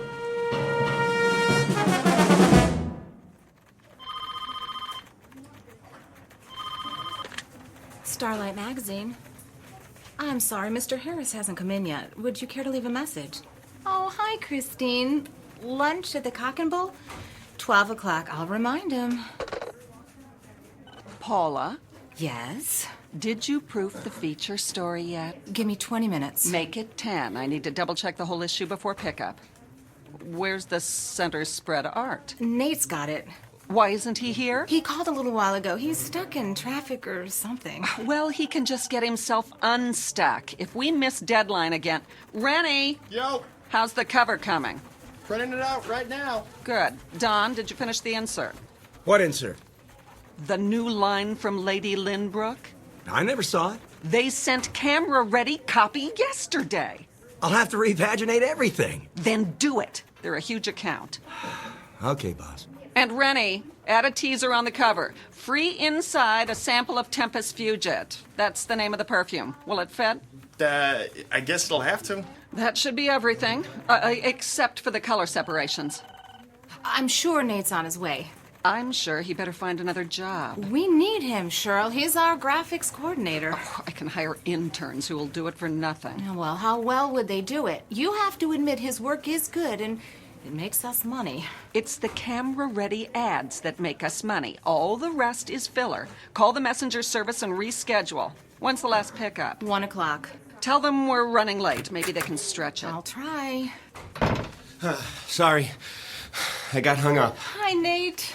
Do you realize how long you've kept this staff waiting? What time is it? My watch isn't working. Your watch is not alone. You won't believe what happened. I stayed up all night to redo the art. Then the car wouldn't start, so I called the repair shop. You could have called a cab. It took 45 minutes for a jump start. Then, when I finally got here, the elevator quit and I was stuck between floors. I know I said I'd be here an hour ago. Make that 2. But it's not my fault, I swear. You can't beat the clock. The harder you try... Did you bring the disc? It's right here. Load it and print it. You can have your nervous breakdown after we go to press. Here, use my computer. What's the matter with her this morning? Another day in the cackle factory. Look at this first so I can sign off on it. What page? Center spread, the feature story. At night, our fair city glitters like the proverbial Christmas tree. Who wrote this track? Our beloved managing editor. Shirley thinks she's a writer now. That's because she won't pay real writers. Whose phone is that? At least put it on vibrate. Hello? Oh, hi, Chris. Oh, she called before about lunch. Yeah, we're still on... I'll be there, I promise. No cell phones in the office. It's Christine. Tell her you'll call her back. Honey, I'm here. Listen, we're on deadline. and- Now. This is a bad time. Can we talk about it later? Give it to me. What did you do that for? So you won't have any distractions. Get back to work. You know what, Shirley? I don't need this. That makes two of us. I'm out of here. You can mail my last check. Don't let the door hit you on the way out. Box up all my stuff and leave it with Paul. If I have the time. Right now, some of us have a magazine to put out.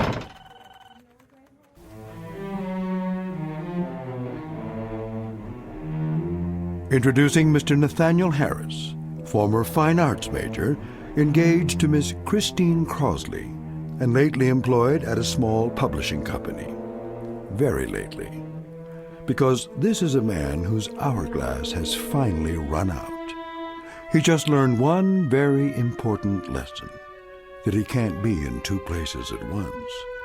But consider, how different might his life be were there but world enough and time. Every question deserves a response, and this one is about to be answered in the Twilight Zone.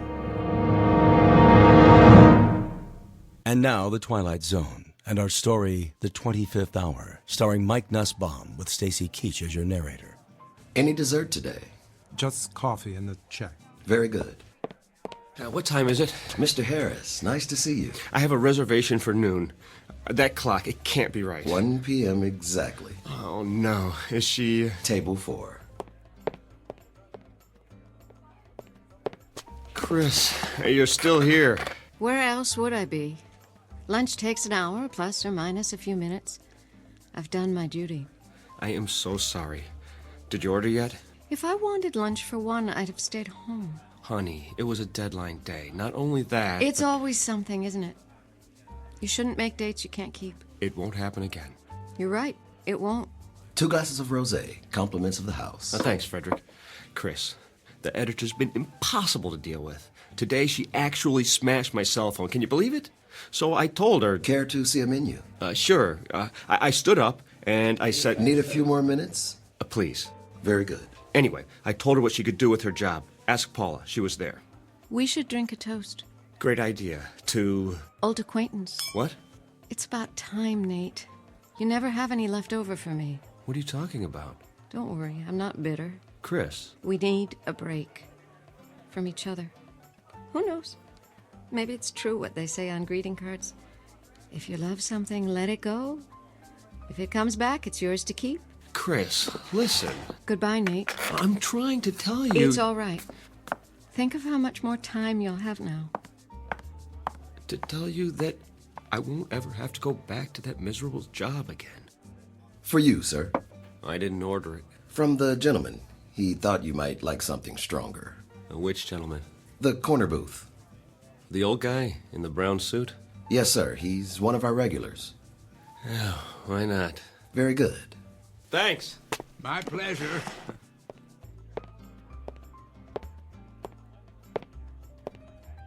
Can I buy you one? Oh, dear me, no. Not necessary in the slightest. Have we met? Not that I recall. Then why the drink? I thought you looked a bit under the weather. Nothing fixes that like a Moscow mule. Is that what it's called? Oh, ginger beer and vodka in a copper cup. Their signature drink when I first came here. Of course, that was years ago. And Nate Harris, and you are... Blevins is the name. But you can call me whatever you like. so long as you don't call me late for dinner. Please, sit down. I think I've seen you here before. Oh, most unlikely. I'm the type who blends in with the woodwork. Well, I wouldn't say that. When a man is my age, he becomes invisible, practically speaking. Perhaps because he's no longer in such a hurry. Then I envy you. Oh, you mustn't. I have nowhere to go and nothing to do, unlike yourself. Actually, I don't know what I'm supposed to do now. Something will present itself. It always does. I saw the way you came in. Your features a blur of energy like hummingbird wings. It's nerves. I haven't had a free minute all day. I was like that once. But now I have so much time. Well, I don't know what to do with it. You're lucky. Don't be so sure.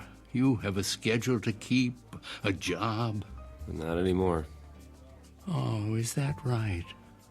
I was 2 hours late to work this morning. One time too many. And to top it off, my girl just walked out on me.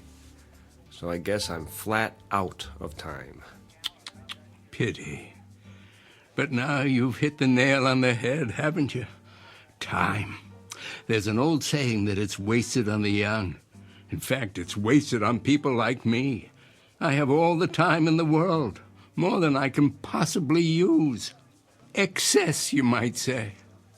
Well, if you figure a way to bottle it, let me know. Do you mean that? Are you kidding? I'd pay anything to have a little extra.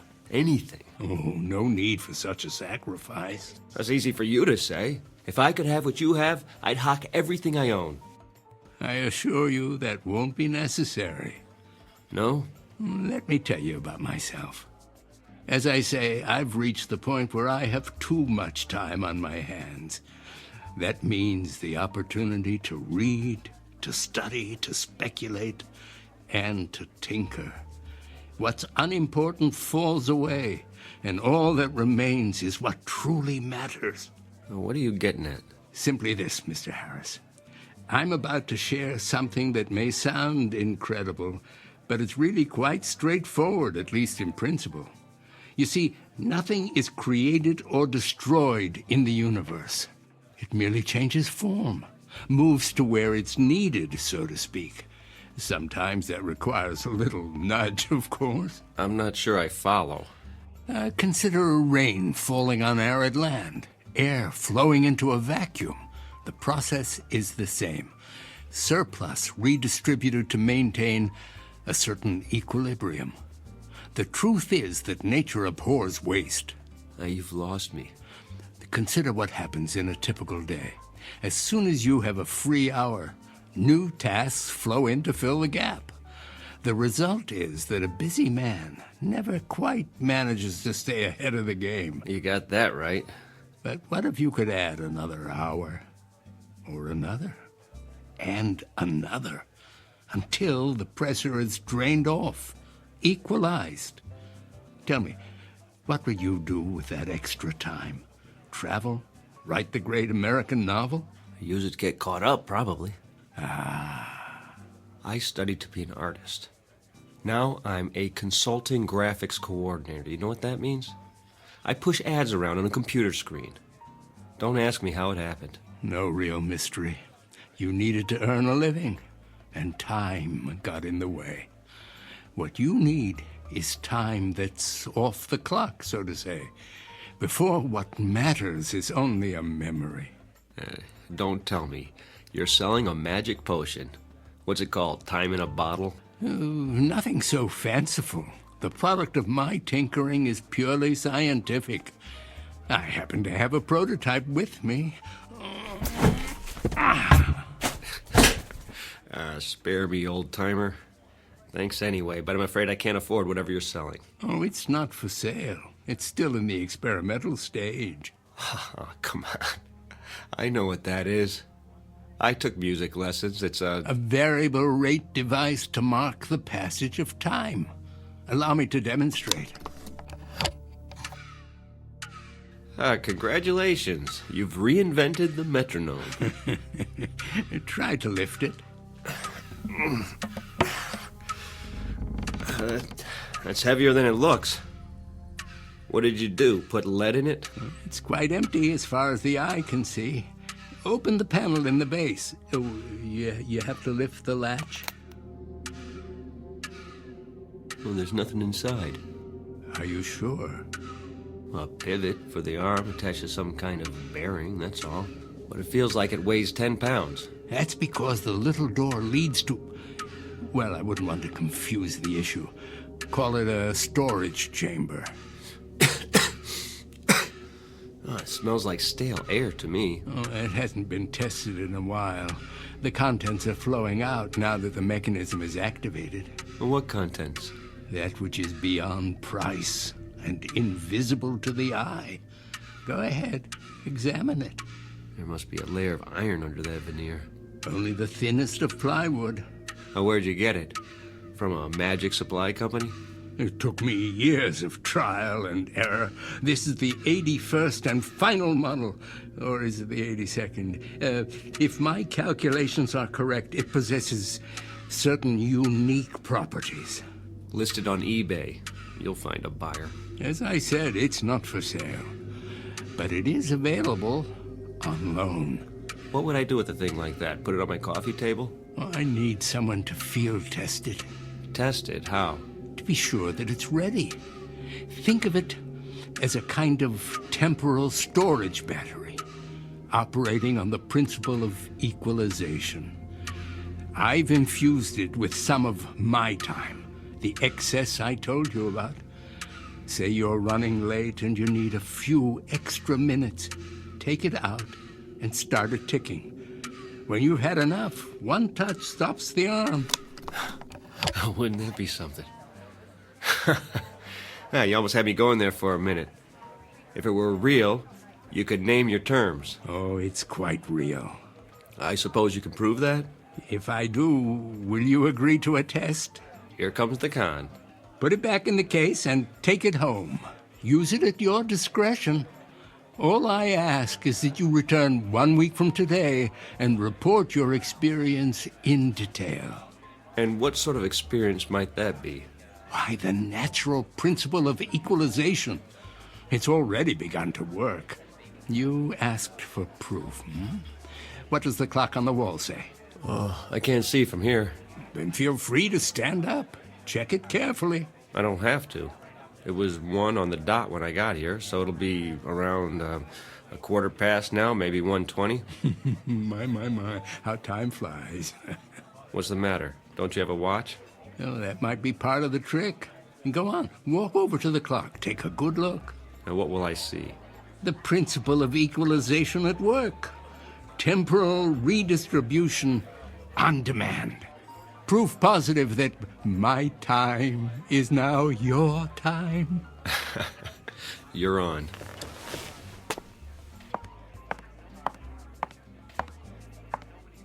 $105? Hold on. Frederick? Yes. Did somebody move the hands back? Sir? The wall clock. Did you see anyone go near it? Why, no. Then it's broken. No, sir. It keeps perfect time. Well, let me ask you. How long have I been here? How long? Answer the question. You met Miss Crosley very briefly, then the gentleman sent you a drink. And how long ago was that? A minute or two? Come off it. Did he put you up to this? Who? The little man in the booth, whatever his name is. Blevins? He bought you a drink and departed.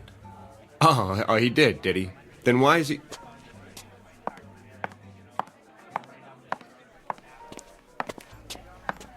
Why is he what, sir?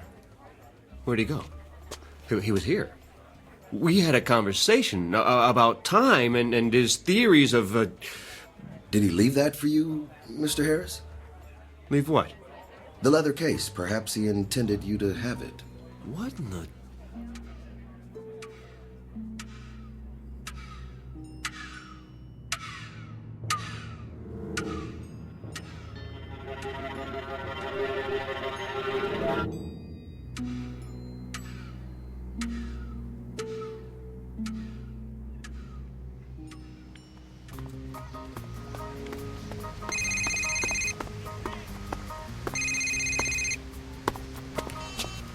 Hello? Nate? Hey, Paula. You finally got a new phone. Had to. I've been busy. You sound out of breath. At my morning jog in the park. You? I don't believe it. A man's got to get in shape sometime. Have you found another job yet? I've been going on a lot of interviews, about 10 a day. Whoa, take it easy. I have all the time I need now. It's like the more I do, the more I can do. You'll have to tell me your secret. I could use some of that. So, how's the magazine? Down the tubes without me? Well, give it time. Listen, Nate, I may have a lead for you. Mandible Publications is looking for a color supervisor. Mandible? Too big for me. They do 12 titles a month. The pay is double what you made here. No more publishing.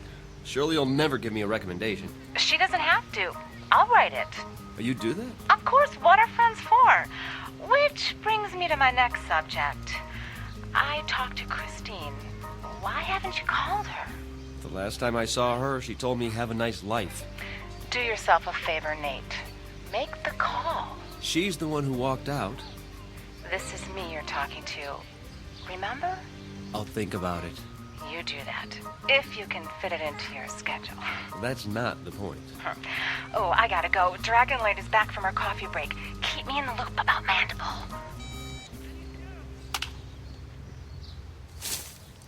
Hey! Hey, mister! Can we have our ball back? Oh, where is it? It's over there in the dirt. Sure. Here you go. Thanks. Oh, wait. Yeah? Can I see that bat for a minute? Okay. A nice one. A Louisville Slugger. My dad got it for me. Did he show you how to use it? Nah, he's too busy. Now look, when you hold it, be sure the trademark is pointing up. See the circle where it says Louisville? Otherwise, when you hit the ball, the wood might break. Gee, mister, you know a lot of stuff. And my dad taught me when I was your age. I wish you could show us. You kids play here every day? You don't have time. You're always running.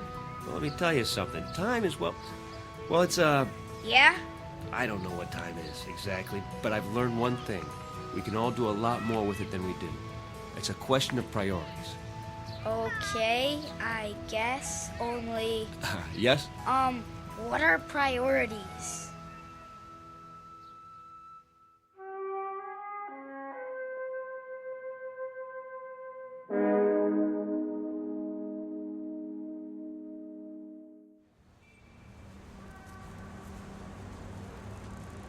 A taxi!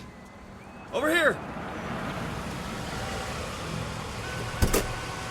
Where you headed? Uptown, the Mandible Building, and step on it. Sure thing.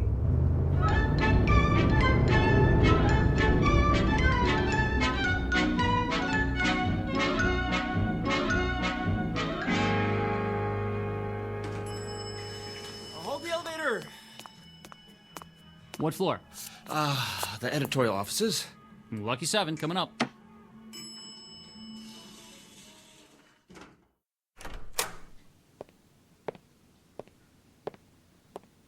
I'm here to see the publisher, please. Do you have an appointment? Nathaniel Harris, 11:30. I'll tell him you're here.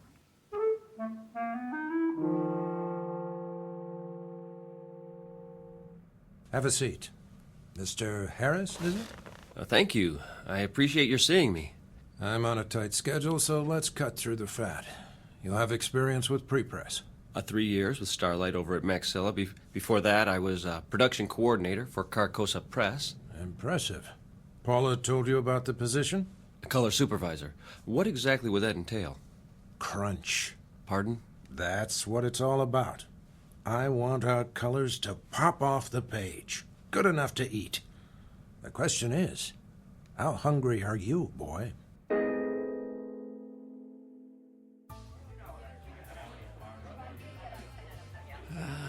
Right on time, Mr. Harris.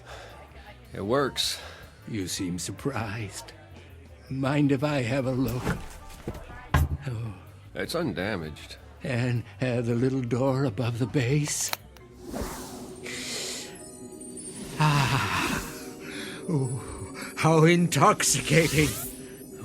What is? The scent of movement to and fro, the entire mad rush of life, lived to the fullest. Vitality, passion, and even, the great outdoors, if I'm not mistaken. Oh, you can tell all that? The aura of youth is unmistakable. Oh, you've used it a great deal, haven't you? The storage chamber is almost full. Why, I only did what you said. Started it ticking when I needed more time. And the result? Well, I got everything done, and then some. Over the last 7 days, I've been across town more times. I've gone on more interviews. Oh, have a drink of water. I could use one of those Moscow mules.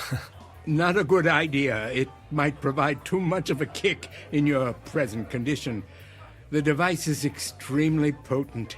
You appear to have overdone it. Several times over. Oh, I'm a little run down is all. With a young man, desire knows no bounds. A kind of greed takes over for life itself. Oh, what does it do, exactly? The device. Call it a doorway into the fourth dimension. Within it is stored unused time, which you have been permitted to tap. You're satisfied, I take it? Yes. Excellent. But there's something you haven't told me. What do you get out of it? Oh, I suppose a certain poetic justice, quid pro quo and all that. From each according to his ability, to each according to his needs. Nature's method of redistribution in its purest form, with a little help from the equalizer. Glad to have been of service. Oh, wait. Don't take it yet. You didn't find a job? I start the end of the week. I might need this for backup. Just in case. You're sure? Yeah, only in case of an emergency. I promise. Very well. 1 more week. But heed my warning. Be certain not to overdo it. I'm not responsible for the consequences.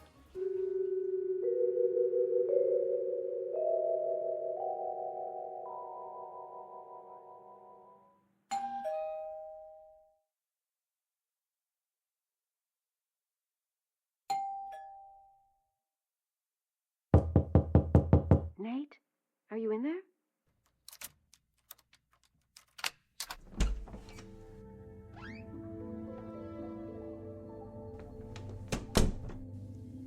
Nate?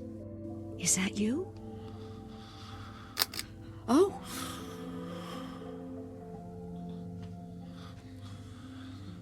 Go on, sleep. You must need it. Look at you on the couch like that. I just stopped by to drop off my key. Your key. I didn't think you'd be home tonight. Oh, Nate. What happened to us? I guess it wasn't all your fault. I could have been more patient. That job was killing your soul, wasn't it? The things they made you do, Paula told me. You couldn't help it that there wasn't any time for us. And now you're starting a new job. From the jaws of one bad situation and into the next. It can't be your heart's desire. You deserve more.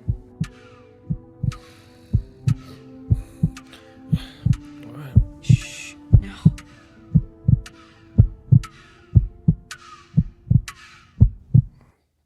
Did you hear that? Hear what? Christine?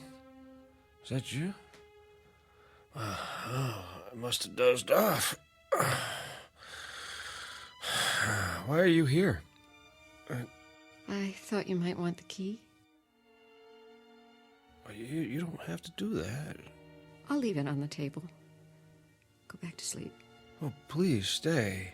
I can't. Don't. I'll be back. Now sleep. You need your rest. Maybe I'll see you at lunch tomorrow. Our old place. Do you still go there? I'll keep up with you somehow.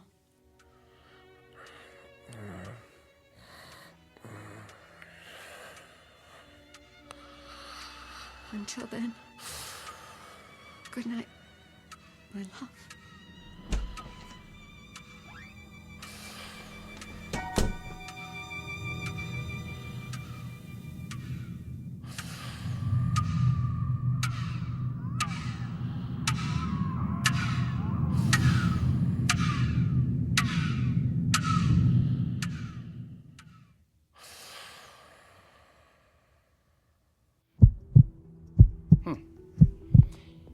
chest pains?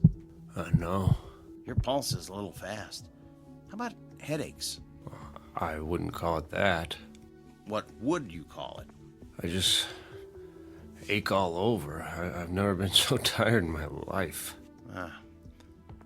Look straight ahead. Try not to move your head. Follow my finger with your eyes. I'll do my best. Okay, I'm going to switch off the overhead light and shine this directly into your eyes. Now, first one, then the other. You'll see a flash of red. Now, don't worry. It's perfectly normal. Ready? Okay. Okay, I'm turning off the lights. There you go. Now. All right. Wow. What do you see, Doctor? Some new broken blood vessels on the retina. Any trouble focusing lately? Blurred vision? In the last few days. Floating blind spots? Shadows at the edges of your vision? That too. So what's wrong with me? You want it straight, or you want it with sugar on it? I can take the truth. There's evidence of accelerated macular degeneration. The sort of thing I'd expect to see in a much older man. All since your last checkup. What does it mean? Well, it's hard to say by itself, but it's part of a cluster of symptoms. Slowed reflexes, general weakness. Have you noticed a ringing in your ears? Well, not a ringing, but I do hear something. Not voices, I hope. More of a throbbing. It feels like a pounding in my head. Your blood pressure could be a lot better. So, tell me, what's been happening in your life? I mean, stress on the job? Well, I had a job. But not anymore. I found a new one. I start this week. A big life change, no matter how old we are. Getting enough sleep? As much as I can. That's a no. You don't leave the window open at night, do you? What? Pale skin, circles under your eyes. Could be a vampire. Like Dracula. You know, sucking the life force out of you. That was a joke. I know. Well, something's going on. You're dehydrated. And I don't like the sound of your heart. I'll schedule an EKG and a complete blood panel. When? Right away. This morning. Is that necessary? I'd say so. I thought you could give me a B12 shot or something. I could, but it won't address the problem. That was all the running around. There was so much I could do with the extra time, but that's going to change from now on. Extra time? Where do you get that? In a vending machine? Don't ask. You wouldn't believe me anyway. Ready for my speech? Go ahead. You've been making the most of every day, and that's admirable, but you've stretched it too far. Burn the candle at both ends and you burn yourself out. You know the old saying, live fast, die young. Is that what you want? I'll try to slow down. Try?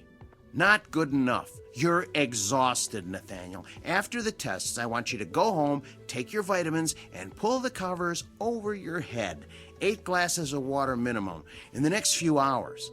Now, I'm going to call you when I get the results. Is there someone who can come by and cook you a healthy meal? I'm not sure. Well, let me know if you feel any worse. And cancel your appointments. Don't even think of going anywhere for the rest of the week. Well, that's not possible. You don't have a choice. The new job. You'll end up in the emergency ward. I told you. I'll take it slow. Famous last words. That'll have to do. Then I'm going to check you into a hospital room right now. No. I have something to do first. You're not listening. Do you want a myocardial infarction? How about a stroke?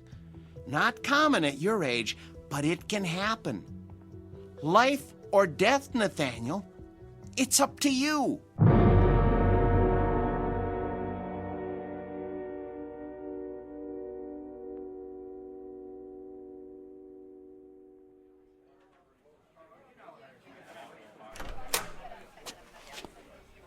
Mr. Harris, are you all right? Where is he? Let me take that for you. Where? Who, sir? The old man. You mean Blevins? I don't see him. He hasn't come in yet. He's always here this time of day. Would you like to wait at his booth? Just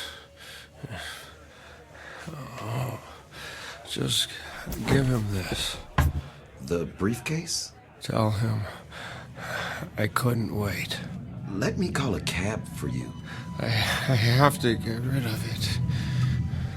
Now.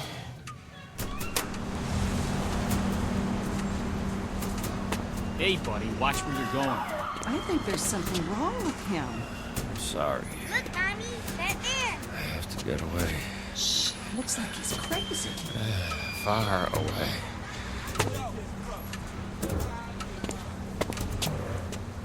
Now, what have we got here? And drinking, have you? Can you hear it? Move along. You do hear it, don't you, officer? Or I'll be running you in for drunk and disorderly. Where's the case? You'll have a case, all right, in front of the judge. I left it, but it won't let me go. On your way. It was you, old man. What are you? Some kind of a psychic vampire. That's it, isn't it? Sucking me dry. Well, I won't let you. I'll Well, look at Mr. Businessman. Is it happy hour already? Where is he? I'll tell you what, old man. Just give me your wallet, and I'll tell you. Now, if you just hand it over, we won't have any trouble. You have to help me find him. What? What are you babbling about? You don't understand. He has to take it back. What? Are you for real? I mean, what's the matter with you? Stop. Are you having a fit or something? Make it stop. It hurts. My heart. Please. Forget it, you old geezer. I'm out of here.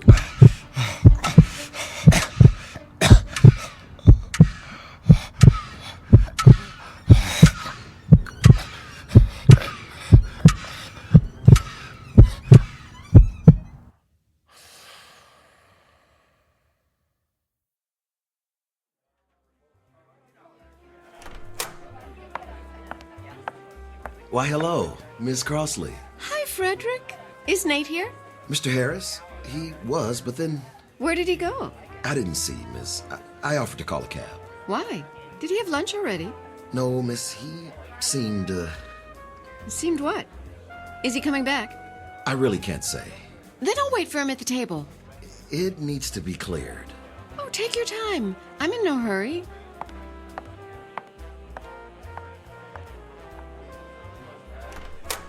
Oh, hiya, Blevins. Freddie, my boy. Didn't mean to be late. So much to do. Oh, do you like my new sport coat? It's the latest style. They call it hot plaid. I held your booth. Oh, and this is for you. He didn't wait. No, sir.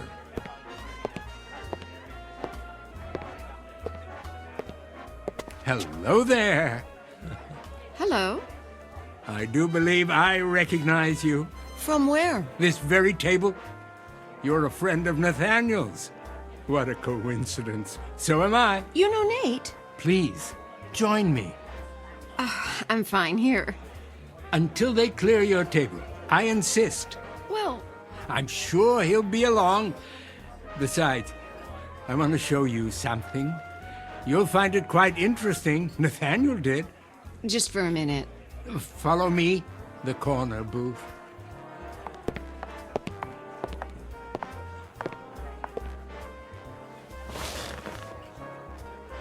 What's in the case? Something very special. I know what that is. It's a metronome. Are you a musician? Looks can be deceiving. This one has a most unusual construction, but I wouldn't want to confuse the issue. What was that? For now, call it a collection chamber. It smells of youth, strength, vitality, the most precious commodities in the world. Oh, but you know all about that, don't you? You're young, full of energy.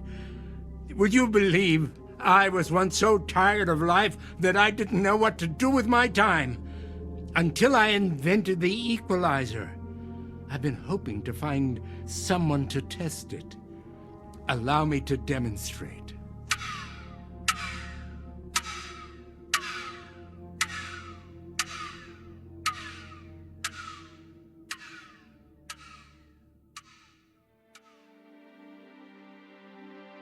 A story about a man named Nathaniel, a victim of the adage that it's better to burn out than to rust.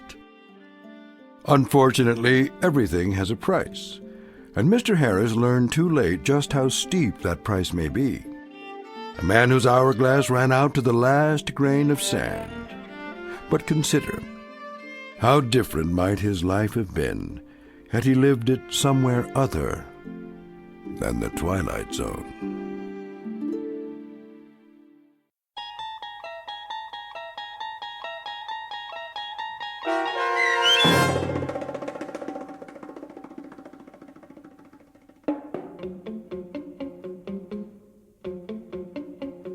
The 25th Hour, starring Mike Nussbaum with Stacy Keach as your narrator, was written for The Twilight Zone by Dennis Etchison. Heard in the cast were Steve Key, Fernette Lebo, Friedrich Williams, Lisa Wolfe, Joby Cerny, Carl Amari, Jim McCants, Patrick Francis, Doug James, Meg Falcon, and Jacob Goldberg. This copyrighted radio series is produced and directed by Carl Amari for Falcon Picture Group. Sound design, custom Foley effects, recording, and editing are produced in the Cerny American Sound to Picture Theater by sound designers Craig Lee, Bob Benson, and Tim Cerny.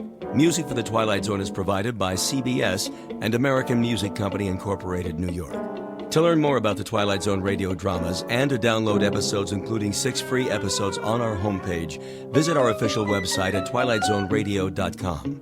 Doug James speaking.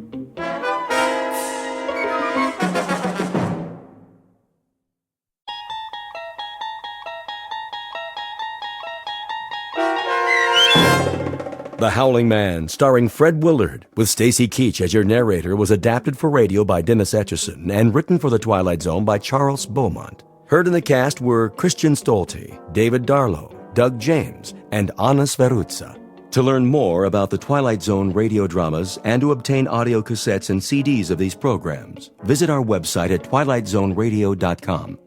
The producers of The Twilight Zone wish to thank CBS Enterprises, Carol Serling, Dennis Etchison, Dick Brescia Associates, Claire Simon Casting, Terry Jennings, XM Satellite Radio, Sirius Satellite Radio, our sponsors, and our radio affiliates for helping make this series possible. This copyrighted radio series is produced and directed by Carl Amari and Roger Wolski for Falcon Picture Group. Doug James speaking.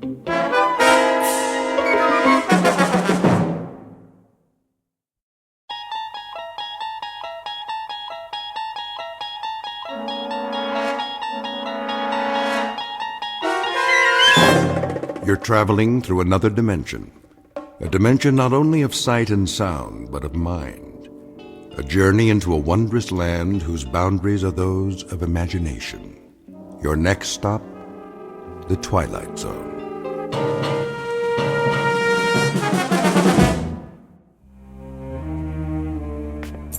Thank you, Mrs. Dunphy. I'll be back shortly. You're going out? I'm afraid so. But you've only just returned. Unfortunately, that is the nature of my work. Another business trip. The most important of all.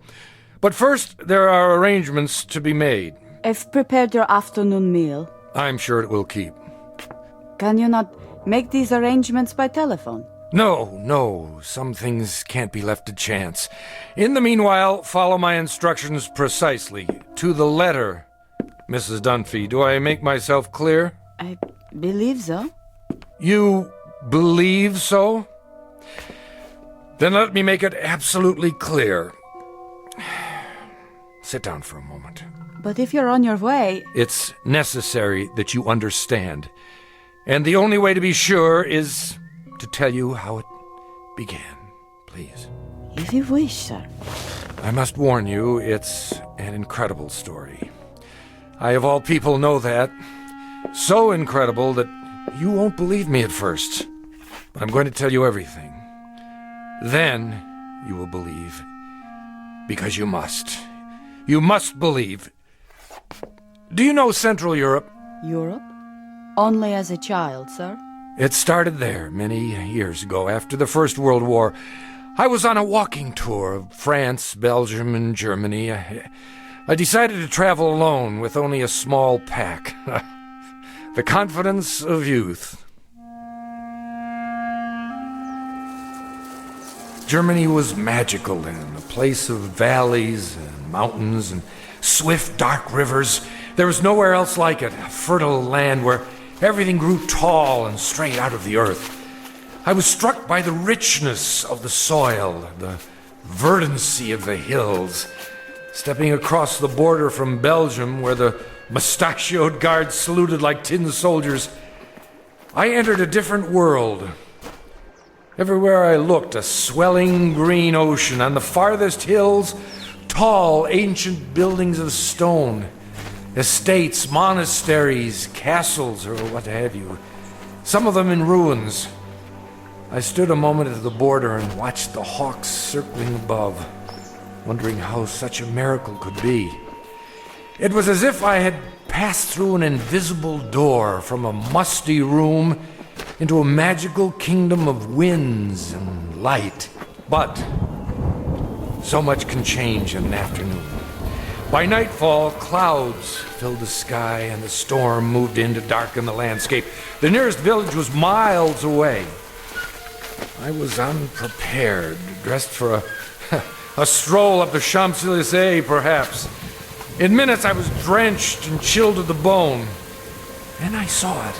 A medieval castle, bombed almost to ruins, sitting like a broken fingernail atop Schwarzhof Mountain. I came to a wall of gray stone. There was an iron gate. Please! Please! Someone! Please let me in!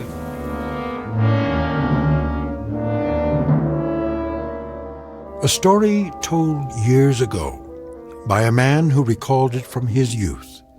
Fortunately, or perhaps unfortunately, he was never able to put it out of his mind. It begins with a wayfaring traveler. His name is David Ellington, scholar, seeker of truth, and to his dismay, a finder of truth. A man approaching exhaustion, who will confront a problem that has haunted the world since the beginning of time. A man who knocks on a gate seeking sanctuary, and instead finds that he has just crossed an unmarked border into the far edges of the Twilight Zone.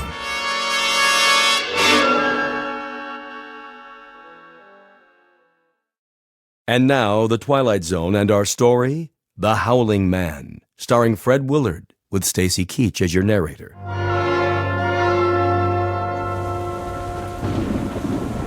I found a rope by the gate and pulled it. Please! Someone!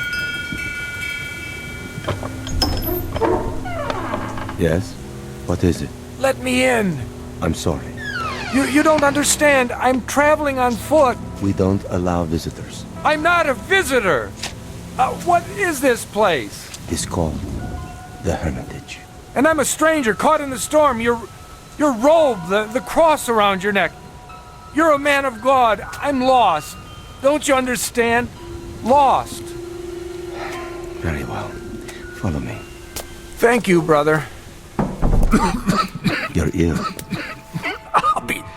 I'll be all right. Once I dry out. This way. What are these rooms? A barred window in each door. They look like, well, cells. All are empty now. I see, but what were they? Wait here. What for? I'll speak to Brother Jerome. Who?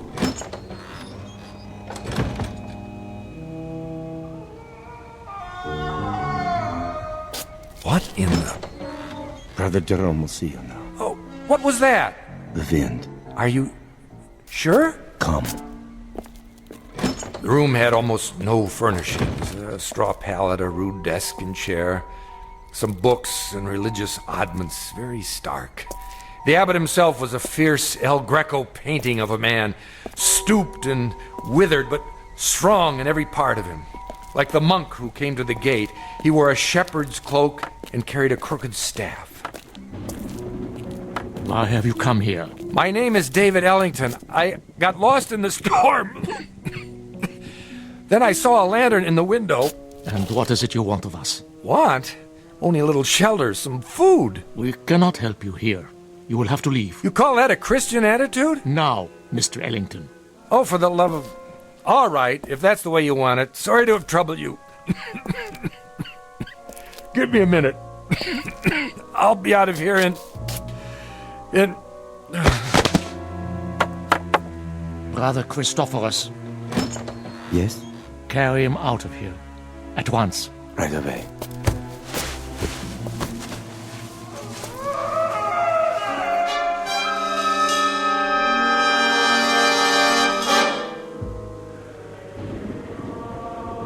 I don't know how long I remained unconscious. When I came to, I was in a primitive cubicle, one of the cells.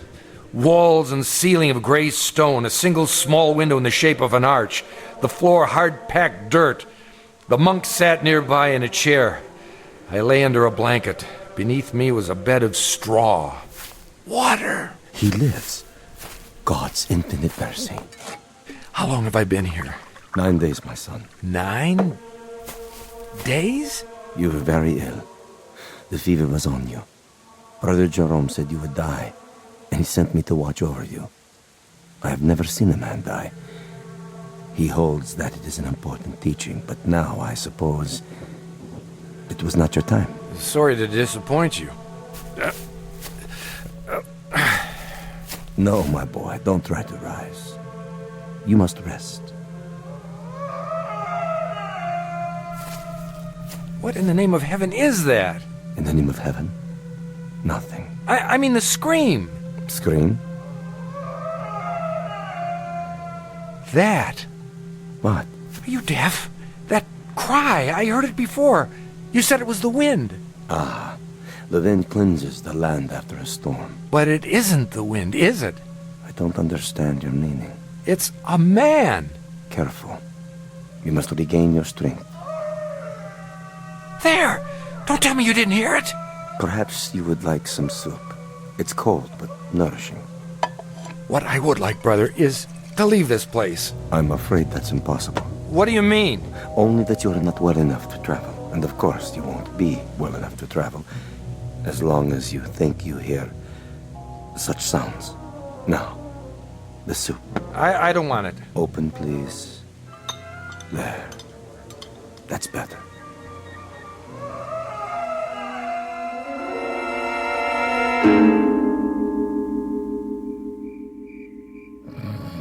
Over the next few hours, my strength did return, or at least some of it. I waited until the monk had fallen asleep. Then at last I made my move. The door was held shut by a simple iron bolt. I had only to slide it a few inches without waking him. I was almost free, but I could not remember which way we had come. When I turned into another corridor, I realized I was lost. It was a maze of dark passages and doors. Here, a part of the ruined ceiling was broken away, and I saw that the moon had risen. In the naked light of the moon, I saw one door different somehow from the others. At first, I was not sure why. Then I realized that in place of a bolt, it was held shut by a piece of wood, a mere stick, crooked and curved, like the peculiar staffs carried by the monk and the abbot, only in miniature, no greater in length than my forearm. On this door, in this door alone, A small wooden staff replaced the iron bolt. How odd! I looked through the opening in the door. Inside, a filthy, shadowed hovel. No table or chair, no straw for a bed. It appeared to be empty. What? There was a man, huddled in the corner, holding his knees and rocking, head back like an animal. In the soiled moonlight, I saw his dirty beard, his rotted clothes. Who are you? Help me. Stay back. No, please. In the name of humanity, help me. But who? You're not one of them. No, my name is Ellington. I'm an American. Shh. What are you afraid of? Them. Listen. Do you hear them coming? No, but why? They will look for you. We only have a moment. You speak as if I'm a prisoner. Aren't you? I'm not sure. Come closer, and I'll explain. Explain what? Don't you know what they are? These men of God. They are mad, Mr. Ellington. All of them. Raving mad. Why do you say so? I was in the village, in Schwarzhof, doing nothing out of the ordinary, walking the street with my woman. We were holding hands. That is all. Do you see anything wrong with that? Well, of course not. But what? We paused to rest by a tree in the shade. And then we kissed. Yes, I admit it. Is it wrong to kiss? Tell me. Why, no. I don't think so. You don't think so. I don't think so. But Jerome, that lecherous old fool. The gaunt man. The one in charge. So, you have seen him. As I kissed her, a shadow fell over us. We looked up and saw him standing there. I opened my mouth to speak, but before I could utter a word, he raised the wooden staff he carries, so heavy. You've seen it. Yes.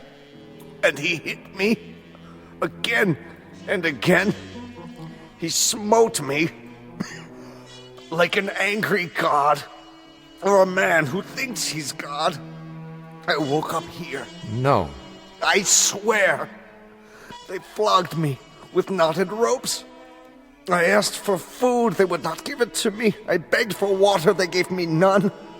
Then they threw me in this filthy room and locked the door. Well, why? For revenge. Jerome wanted my woman. Are you sure? Yes. That disgusting old man, that fanatic. He wanted her. And when she refused his advances, he took his fury out on me. Your story, I find it difficult to believe. Of course you do. That's the strength of the man. He makes his madness seem a harmless thing, the beliefs of a religious zealot. But this is not a religious order, Mr. Ellington. These brothers of truth. Is that what they're called? That's what they call themselves. The real truth is they're outcasts, misfits, cut off from the world because the world will not have them. Have you heard of their sect before, of this hermitage? No, I haven't. Mr. Ellington, you must believe me. I don't say they're all evil, only mad. And here, within these walls, they answer to no law but their own. Wait for me. Where are you going? I'll speak to Jerome. No, you mustn't. If I remind him that false imprisonment is a crime... I tell you, he's the greatest maniac of them all. Quick! He's coming. Hide yourself. Mr. Ellington. No.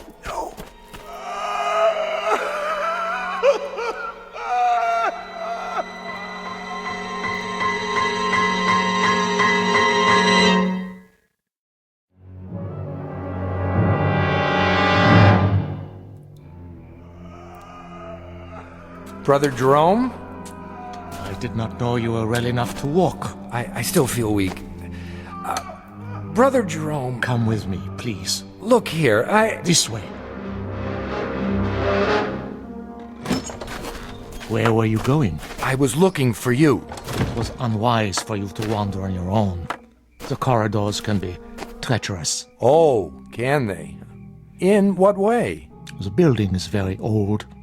One might trip and fall without a torch. Or go where one is not meant to go, is that it? See something perhaps that you're ashamed of? I do not know to what you refer.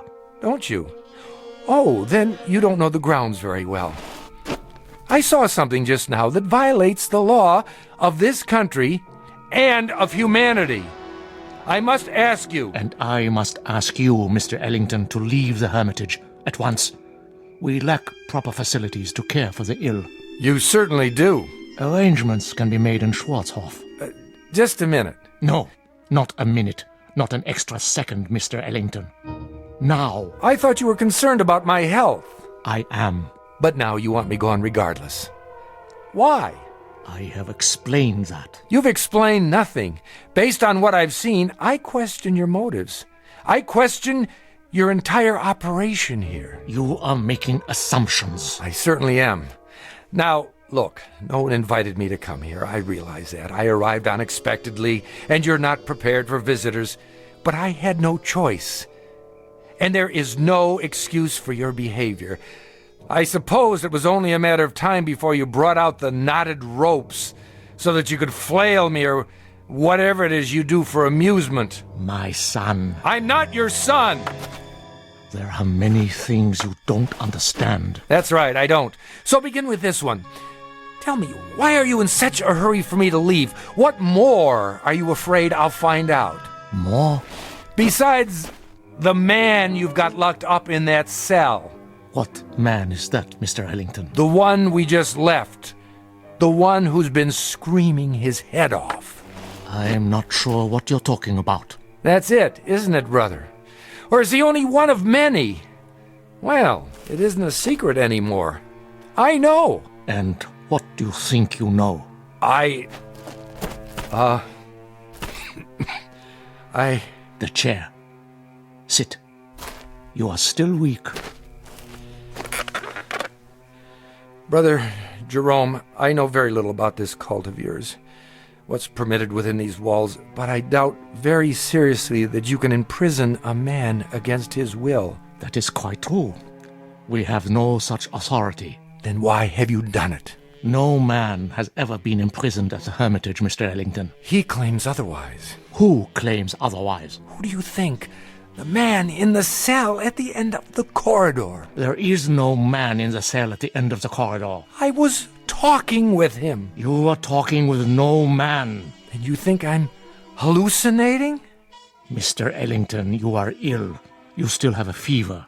In such a state, delirium may cause one to see and hear things that do not exist.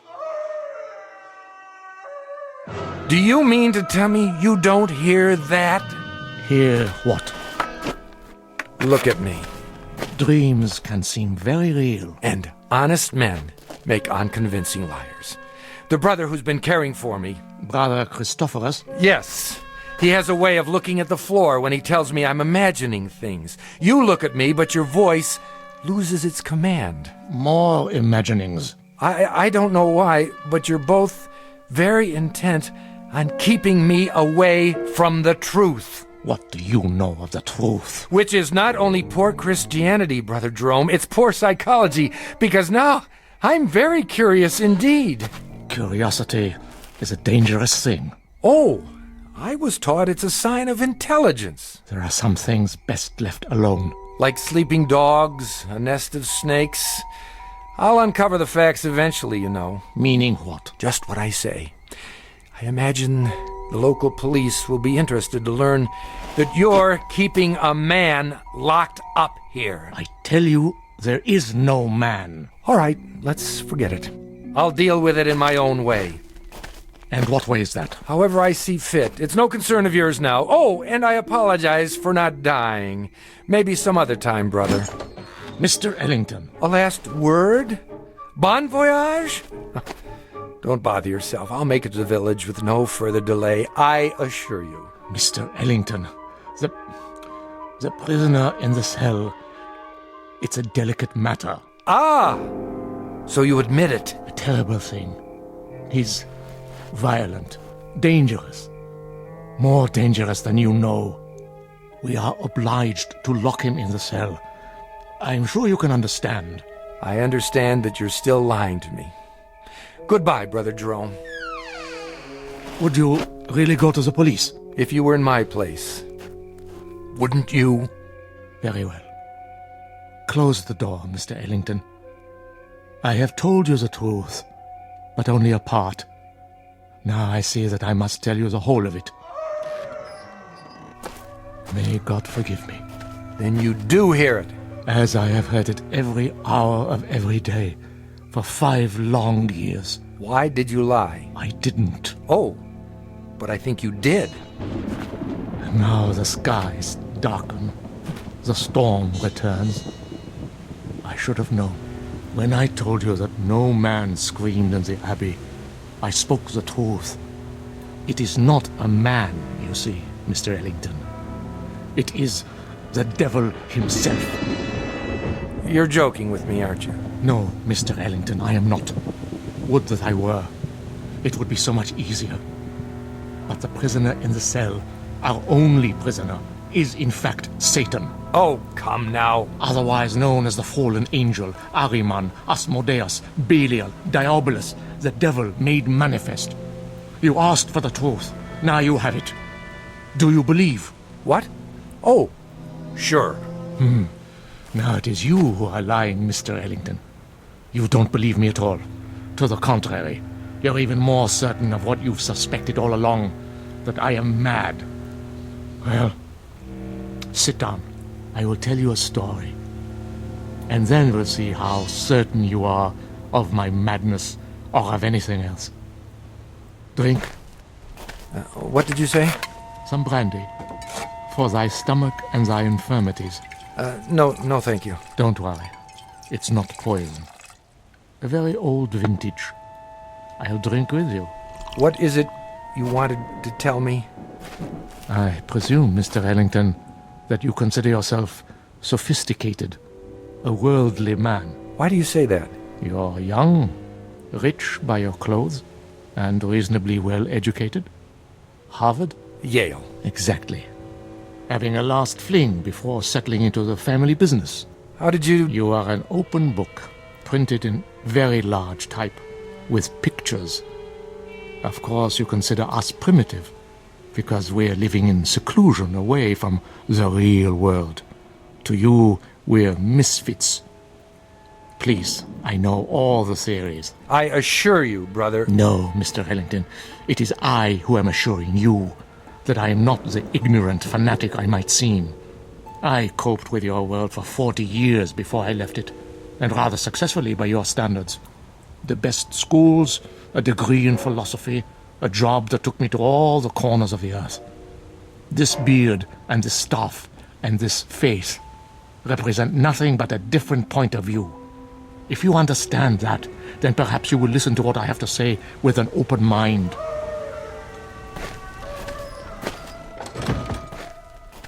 Go on. 5 years ago, there were no screams at the Hermitage. This was simply the bombed-out ruins of a castle belonging to the family Wulfren. How did you come by it? Baron Wulfren turned it over to the Brothers of Truth as a gesture of charity. Our task was to tend the great vineyards and save what souls we could by constant prayer. But this isn't a formal religious order, is it, brother? We believe that we are recognized by God. Truth is our only dogma. We are committed to it as man's greatest weapon against the devil, who is the father of all lies. Please, continue. You were tending the vineyards. At that time, not very long after the Great War, the world was in chaos. Everywhere there was unhappiness, except in the village below. Really? For some reason, the people of Schwarzhof refused to yield to despair. They lost none of their faith. They continued, as they had for years, to be honest and God-fearing and happy. The village was a plum to Satan, one he could not resist.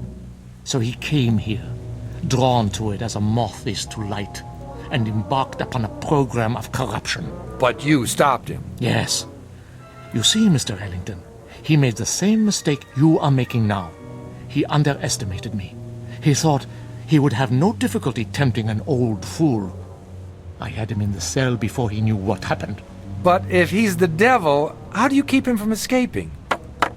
With the staff of truth. The one barrier he cannot pass. Mm-hmm.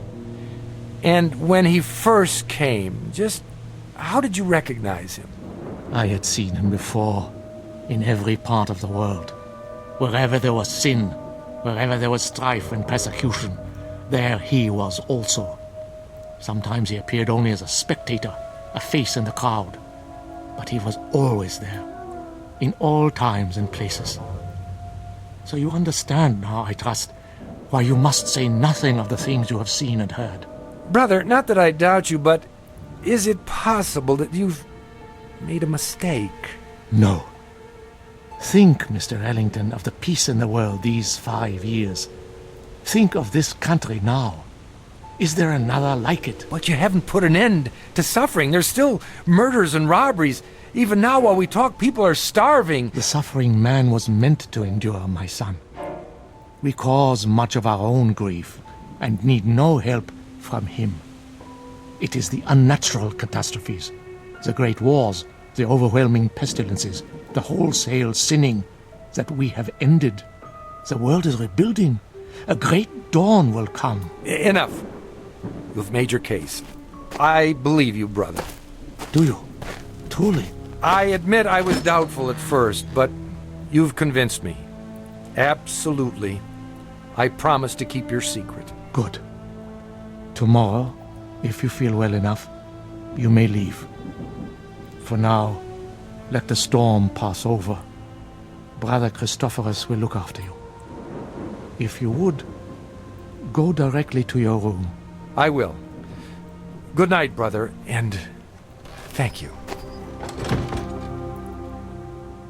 I was glad our conversation was over. It was clear that he was quite mad. I thought of his wild beard, his eyes in the flickering candlelight, and I was relieved to be away from him. The devil, indeed. But the storm had returned, and I was not yet fully recovered. I would pass one more night in this place. What, I wondered, should I do before morning comes?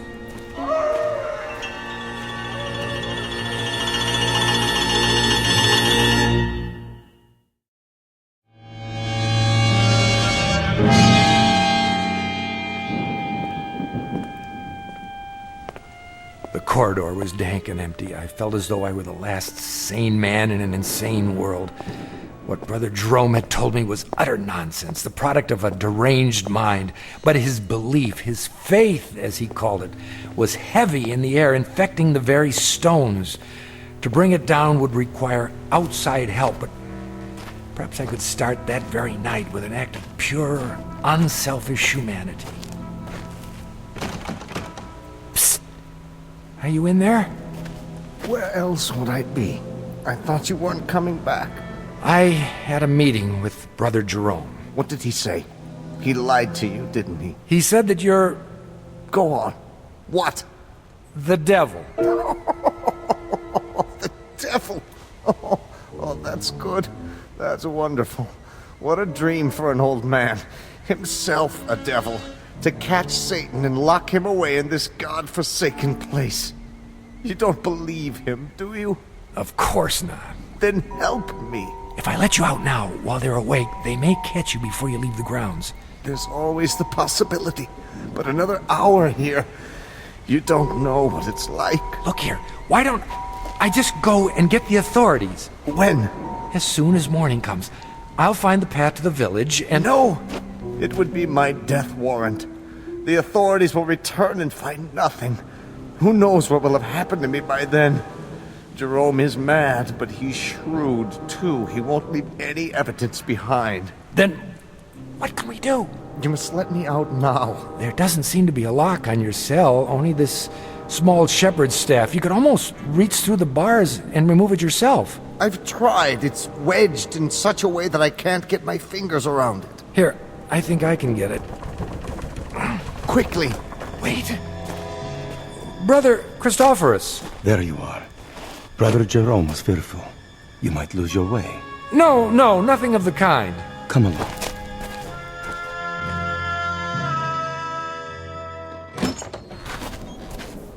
I'll light the candle. There is bread and water on the table, and more soup to give you strength. Thank you. Rest now, Mr. Ellington.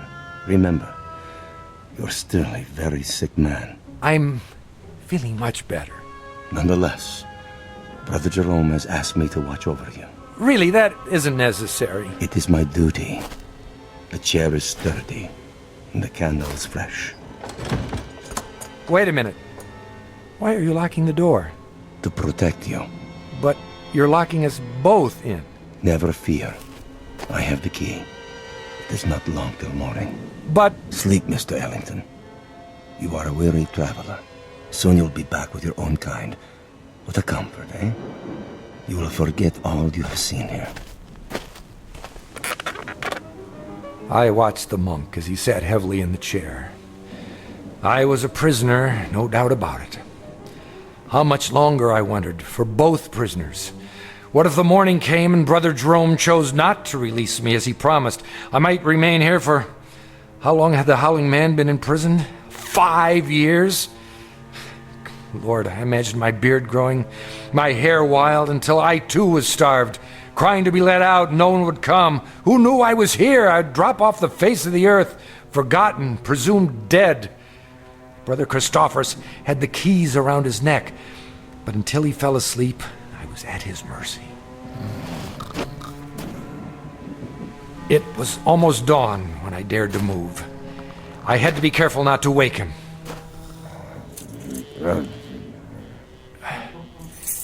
Yes, I finally had the key. I locked Brother Christophorus in the cell. There was no time to spare. I knew I must release the Howling Man before I left the hermitage. You've come. Good. What do you want me to do? Lift off the wooden bolt. Are you sure this is all that holds you in? A small carved stick? Yes, lift it off, I tell you. But surely you could have forced the door and broken it. Please! There is no time for talk. In the name of mercy, if you fail now, they'll kill both of us. All right. Hurry. I'm trying. I just need to slide it out of the latch. Mr. Ellington, where have you gone? Hurry! Hurry! A moment. Stop him! Stop him! No! Brother Jerome, come quickly. I am free. Stop! I command you. The other way. Now. Here is the gate. It's locked. I must get over the wall. I'll put my hands together. A hoist. Step up. Let not Satan escape us, O Lord. Let him not sow the seeds of evil throughout the world. I call upon you. Up, now! He stepped in my hands and climbed the gate. Now, reach down and give me your hand. Help me. Help you? Help you, mere mortal? Are you mad? And I saw not the foot of a man before me, but a cloven hoof. In a flash of lightning, with those horns grown suddenly from his forehead, then he turned and vanished in the moonlight. I am sorry for you, my son. What was he? As long as you live, you will remember this night. He is gone. Who? Tell me! Even now, you're not sure. But you will be. And then you'll know, Mr. Ellington. You'll know who it was you loosed upon the world.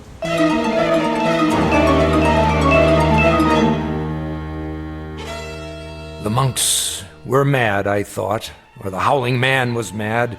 Or I was, or the whole world. But Brother Jerome was correct. I could not forget.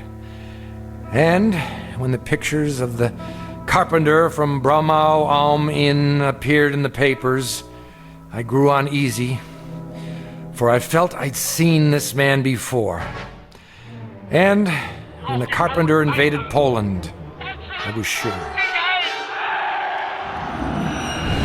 And when the world was plunged into war and cities had their entrails blown asunder, and that pleasant land I had visited became a place of hate and death, I decided to spend the rest of my life tracking down the one I had released. Each night I dreamed of it, Mrs. Dunphy. And I kept dreaming through all the wars since. Until this week. It took years. Decades. But eventually I found him. And so the nightmare is finally over. Again. I see. And now, Mrs. Dunphy, I'm going to see about a chartered plane to have him transported back to Germany. Brother Christophorus is in charge now. I have already written him. He will be very relieved. And what you found, it is here? Have no fear. As long as the staff of truth is in place, he cannot leave the next room. The staff is very small, but very powerful. So you see why you must not, under any circumstances, go near that door. Nothing in the world is more important. Do you understand? I believe so. Oh, he'll do a bit of howling, but never mind that. It's a trick. I'll return as soon as possible. Until then, keep that door locked. Yes, sir. Oh my, such stories. Come here. Please. You must listen. He is insane. Let me out, I beg you. Let me out. Who's there? Behind that door. Are you all right? Sir? Sir, can you hear me? The little piece of wood. The staff. Remove it. Please. I don't know if I should. Please. Take it off the door. I implore you, please. Please.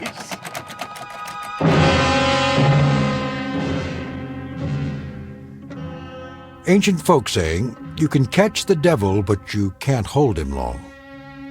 Ask Brother Jerome, or Brother Christophorus, or David Ellington. They know, and they'll go on knowing, to the end of their days in the Twilight Zone. More from the Twilight Zone after this. You are about to enter another dimension, a dimension not only of sight and sound, but of mind, a journey into a wondrous land of imagination. Next stop, the Twilight Zone. Hi, this is Stacy Keach. I'd like to take a moment to tell you about our Twilight Zone website at twilightzoneradio.com. At twilightzoneradio.com, you'll find the latest information on these Twilight Zone radio dramas, including behind-the-scenes photographs, plus the newest product releases, trivia contests, ways to contact us, other Twilight Zone-related info and merchandise, plus links to other fascinating websites. So make your next stop twilightzoneradio.com. Visit twilightzoneradio.com to purchase these Twilight Zone radio dramas on cassette and CD, or call toll-free 1-866-989-ZONE. That's 1-866-989-9663.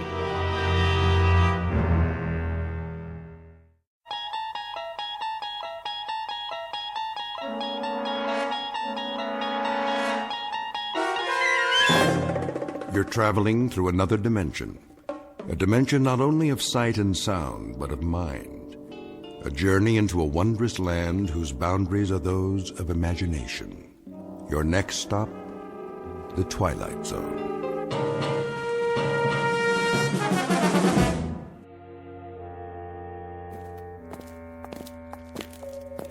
God, you haven't answered my question. No questions. But it's a simple one, a very simple one. Where are you taking me? You'll find out. You come before dawn with no arrest warrant? We don't need a warrant. But of course you do. Not for a hearing. Oh, is that what this is about, an investigative hearing? At such an hour? Chancellor's orders. You mean the Chancellor himself wants to see me? Why on earth? Inside. Is this the Chancellor's office? Inside.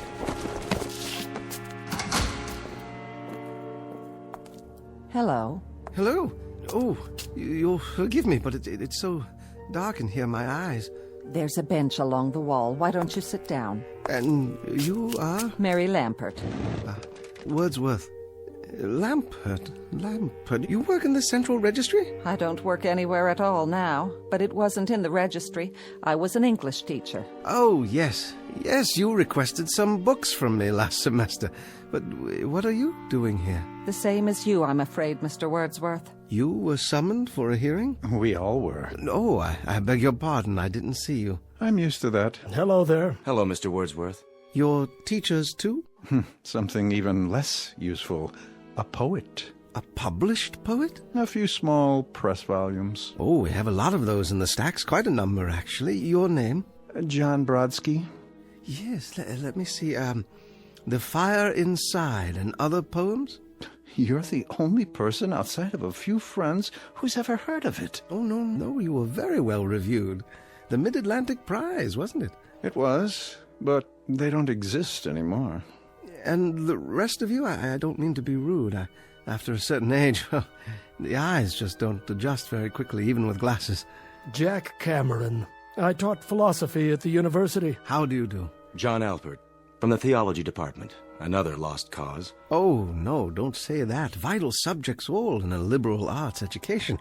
I'm sure you're here for some sort of a reassignment. Put out to pasture is more like it.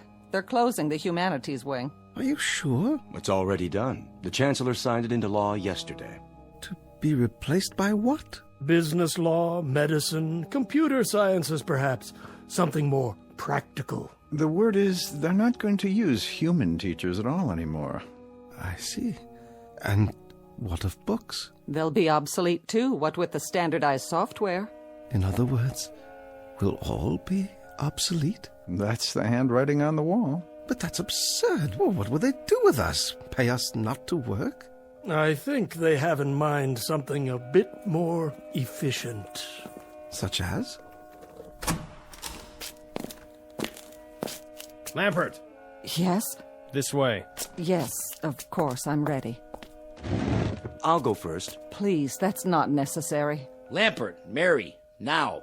Now, wait a minute. Where are you taking her? Goodbye, Mr. Brodsky, Mr. Cameron, Mr. Alpert, and you, Mr. Wordsworth. I've enjoyed meeting you, however briefly. Well, we'll talk more later. When will I see you? Why, on television, perhaps. I'll hold a good thought for you. For all of you. Wait! Where are you taking her? You walk out of this room and into the next at your own risk, because it leads to the future. Not a future that will be, but one that might be. This is not a new world, brave or otherwise. It is simply an extension of what began in the old one. It has patterned itself after every dictator who ever planted the ripping imprint of a boot on the pages of history since the beginning of time. It has refinements, technological advances, and a more sophisticated approach to the destruction of human freedom. But like every one of the superstates that preceded it, it has one iron rule. Reason is an enemy and truth is a menace. This is Mr. Romney Wordsworth in his last 48 hours on Earth. He is a citizen of the state, but will soon have to be eliminated because he is built out of flesh and because he has a mind. Mr. Romney Wordsworth, who very shortly will draw his last breath in the Twilight Zone. And now, The Twilight Zone, and our story, The Obsolete Man, starring Jason Alexander, with Stacy Keach as your narrator. Who's next? Wordsworth? Romney? Wordsworth. Ah, yes. You should have the file on your desk, Chancellor. Mm-hmm. Field investigation finding. Obsolescence. Yes. Agreed. Correct. Send him in. Yes, sir. Guards? This way. Thank you. You may approach the desk. If you like. You know why you're here, Mr. Wordsworth? Not entirely, no. Ask him to speak up. I'd ask you to speak up, if you will. In general terms, yes, sir. But I do have a few questions. Your questions will be answered in due course. Now then, You've been under investigation, Mr. Wordsworth. I have? For the mandatory period of 1 year and 11 months. I was never notified of any investigation. Notification is not required under the new edicts. Really? I have the results before me. The determination is that you're obsolete. That's an interesting word you use. Therefore, the purpose of this hearing is to make a finding in the matter and sentence you accordingly. You understand that? Yes, sir. I suppose I do. Your occupation, Mr. Wordsworth? Librarian. They even have those anymore? A what? A librarian, sir. Has this man had counsel? Yes, sir, he has. Are you sure he knows his rights? He's been given orientation, sir. I'm told that you've had counsel and been given orientation, Mr. Wordsworth. Well, in a manner of speaking. Just prior to entering this room, I did have a brief conversation with someone or other. He was wearing a uniform, very much like your own. That would be one of the subalterns. So you've been instructed. However, I'm still not sure in my own mind that you understand the purpose of this hearing. I'm doing my best, sir. The field investigators in your sector have classified you as obsolete. This finding carries with it serious implications, legally speaking. Do you understand that, Mr. Wordsworth? Serious implications, yes. Now I ask you again, your occupation? I am a librarian. I could lie to you and say curator of records or historian or data manager, but that's my occupation, my profession. It's an honorable tradition. If you people choose to call it obsolete... Ask him to clarify. Yes, clarify. Request clarification of the term. The term, Mr. Wordsworth, you people. You make reference to the state? I make reference to the state. And you persist in declaring your occupation as being that of a librarian? That is correct, sir. A librarian having to do with books? Yes, sir. Books of all types and description. Since there are no more books, Mr. Wordsworth, there is scant need for libraries. Oh, but there are books. Some going back decades, even centuries. The older ones are in constant need of repair. Even the newer ones require preservation. Well, do you know that books printed on paper containing wood pulp are in danger of deterioration? A kind of oxidation or slow burning, you might say, if there's so much is stored on wooden shelves. Not to mention the effects of light and moisture. Please, Mr. Wordsworth. No, the only safe method is to keep them in metal cabinets, in absolute darkness, if possible, in a temperature-controlled environment. Of course, rag or hemp paper doesn't deteriorate at the same rate. That's why some ancient volumes are unyellowed and still quite usable. What sort of books are you talking about? Oh, anything printed before the 19th century. The older, the better. The Gutenberg Bible is a famous example. To close the subject, with no further need of libraries, it follows that there is little call for the services of a librarian. Now, I must ask for clarification. Did you say no further need? Case in point. A priest or minister, he would claim that his function is preaching the word of God. But of course, since the state has proven that there is no God, that would make the function of such a person somewhat academic as well. Academic? Meaning theoretical, without practical function. But there is a God. You're in error, Mr. Wordsworth. There is no God. You know that? The state has established it. Established it? How? By scientific proof, or the lack thereof. You cannot erase God with an edict. This is not a debate. It's not a matter of laws and proclamations. You are obsolete, Mr. Wordsworth. A lie. No man is obsolete. You have no function. You are an anachronism, a ghost from another time. I'm nothing more than a reminder to you that the state can't destroy words and the concepts they represent by burning pages. You're a bug, Mr. Wordsworth, a crawling insect, a bookworm, an ugly, misshapen little creature that has no purpose here. No meaning. I am a human being, as are you. A human being? Is that what you lay claim to? You're a librarian, Mr. Wordsworth. You're a dealer in books that no one reads, and 2-cent fines and pamphlets, enclosed stacks in the musty insides of a language factory that spews out meaningless words on an obscure assembly line called the printing press, whose time has long passed. Words, Mr. Wordsworth, that have no substance and no dimension. Like air, like the wind, like a vacuum that you make believe has an existence by scribbling index numbers on little cards. I don't care what you say. Don't approach the bench until you're told to. And I tell you I don't care. I'm a human being. I exist. And if I speak one thought aloud or in writing, that thought lives even after I'm shoveled into a grave. This I know beyond the shadow of a doubt. Delusions, Mr. Wordsworth. Delusions that you inject into your veins using a needle filled with printer's ink. The narcotic you call literature, the Bible, poetry, essays, all of it, just an opiate to make you think you have strength when you have no strength at all. You're unfit. You have nothing but spindly limbs and a dream, and the state has no use for your kind. You waste our time, Mr. Wordsworth, and you're not worth the waste. Let's end this. Now then. You've made your point. Instruct him. Romney Wordsworth, you will return to detention. Is that where I was? What a polite euphemism. Cell is more like it. To await the finding of this board. Very well.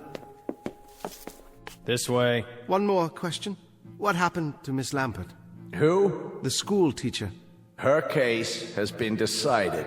The result will be on this evening's telecast. I'm sure it will be, but I'm asking you, what was your decision? Take him away. Heretic. Obsolete. No function. No function at all.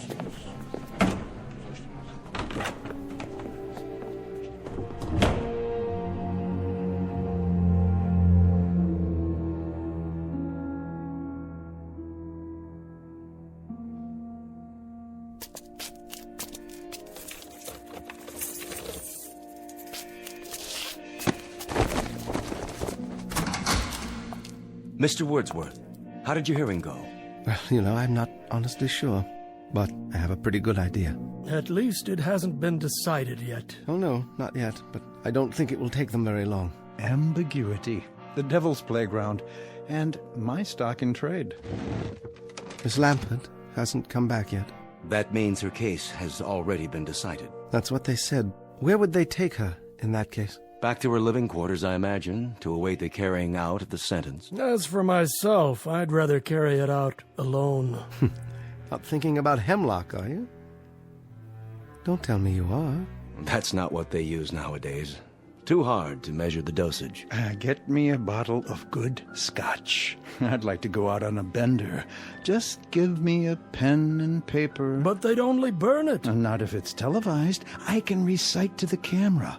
A public reading at last.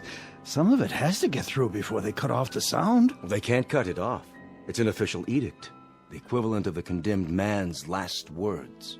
No matter what those words are? Oh, they'll denounce the statement as soon as it hits the airwaves. But until then, for one shining, glorious moment, I'll have an audience.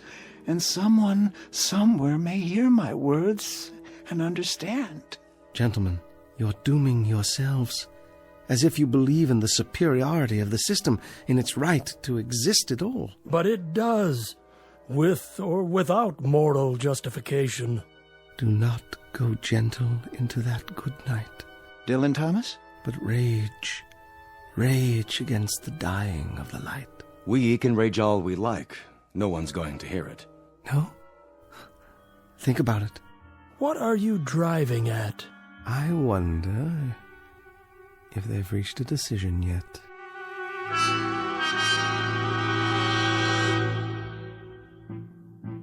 How do you find, gentlemen? Obsolete!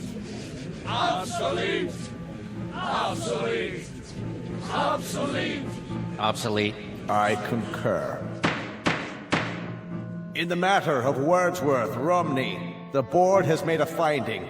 Bring him before me so I can pronounce sentence. Escort him from the detention room. Right away.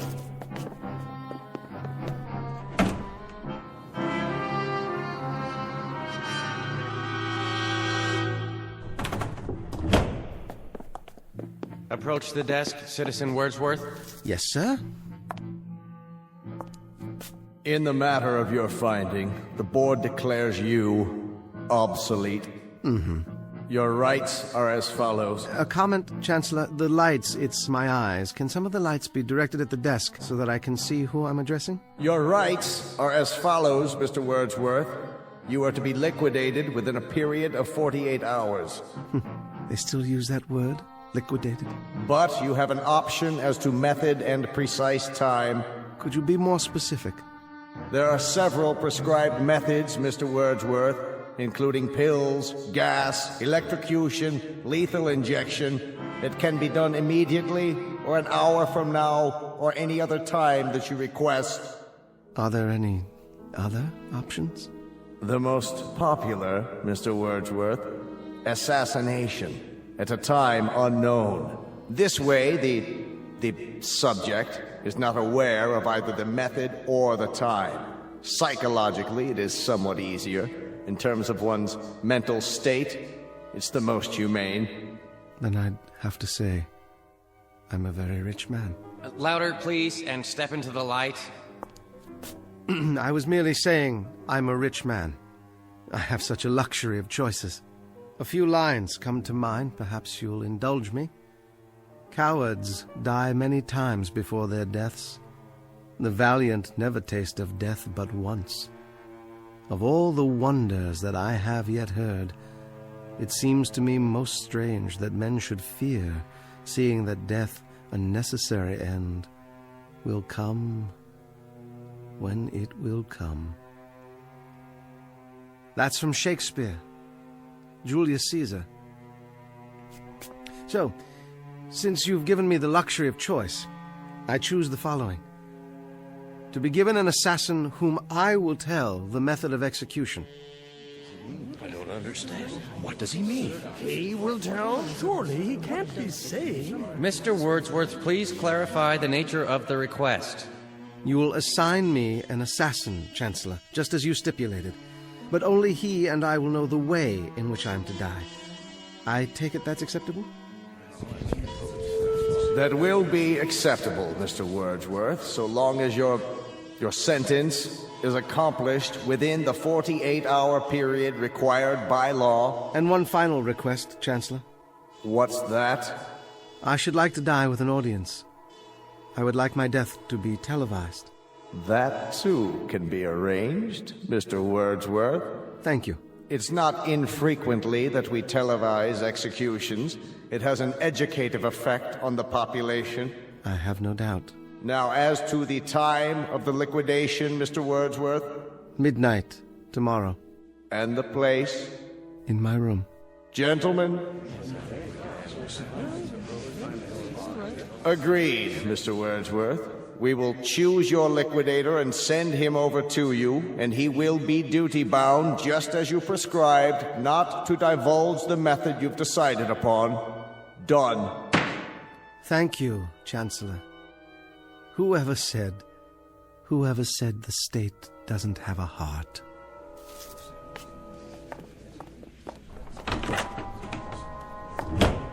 An odd one. Yes, indeed. And with some very bizarre requests. Bizarre, but to our advantage. He wants his death televised?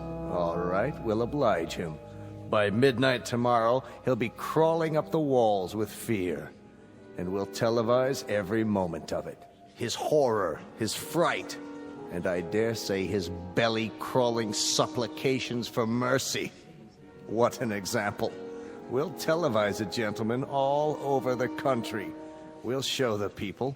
We'll show them how this obsolete man, this librarian, dies.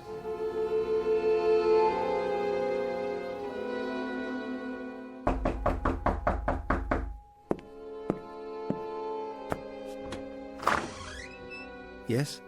Wordsworth Romney? I am. I'm here to install a television camera. Oh, yes. Come in. Come in. Bring the equipment in, please, guard. Then wait outside. Yes, sir.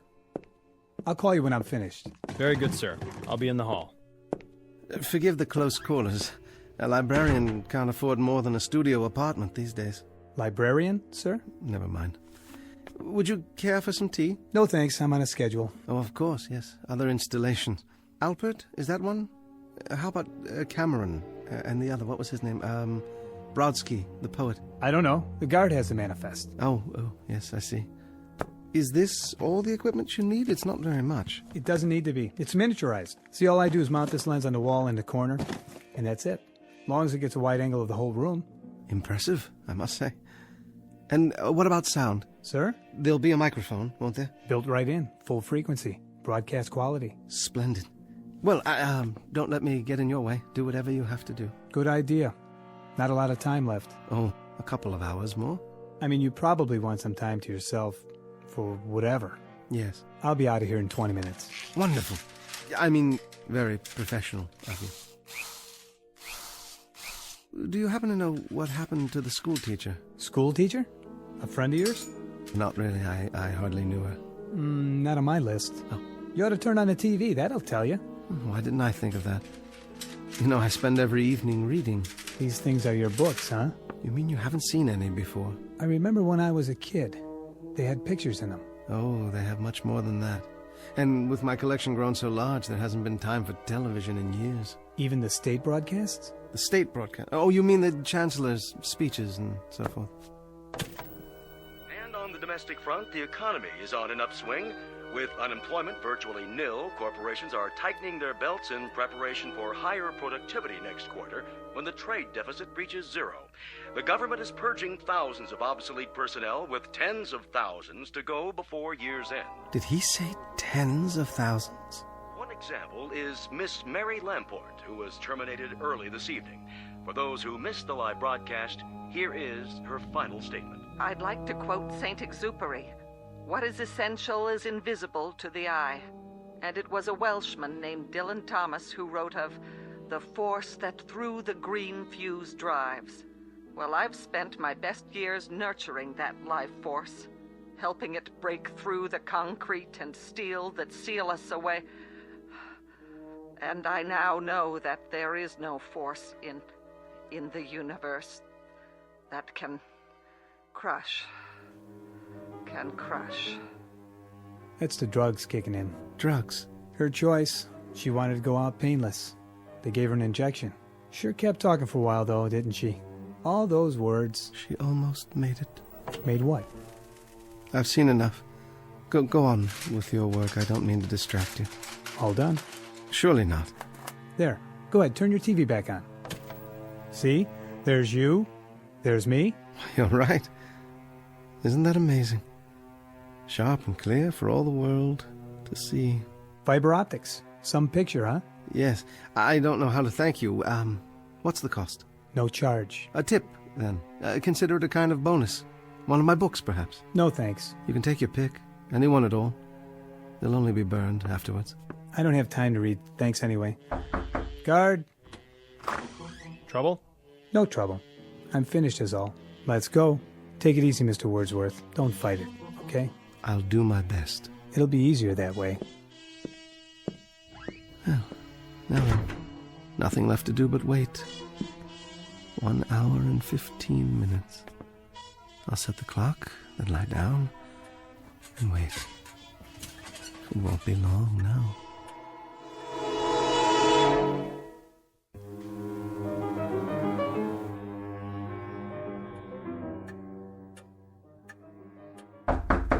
Mr. Wordsworth?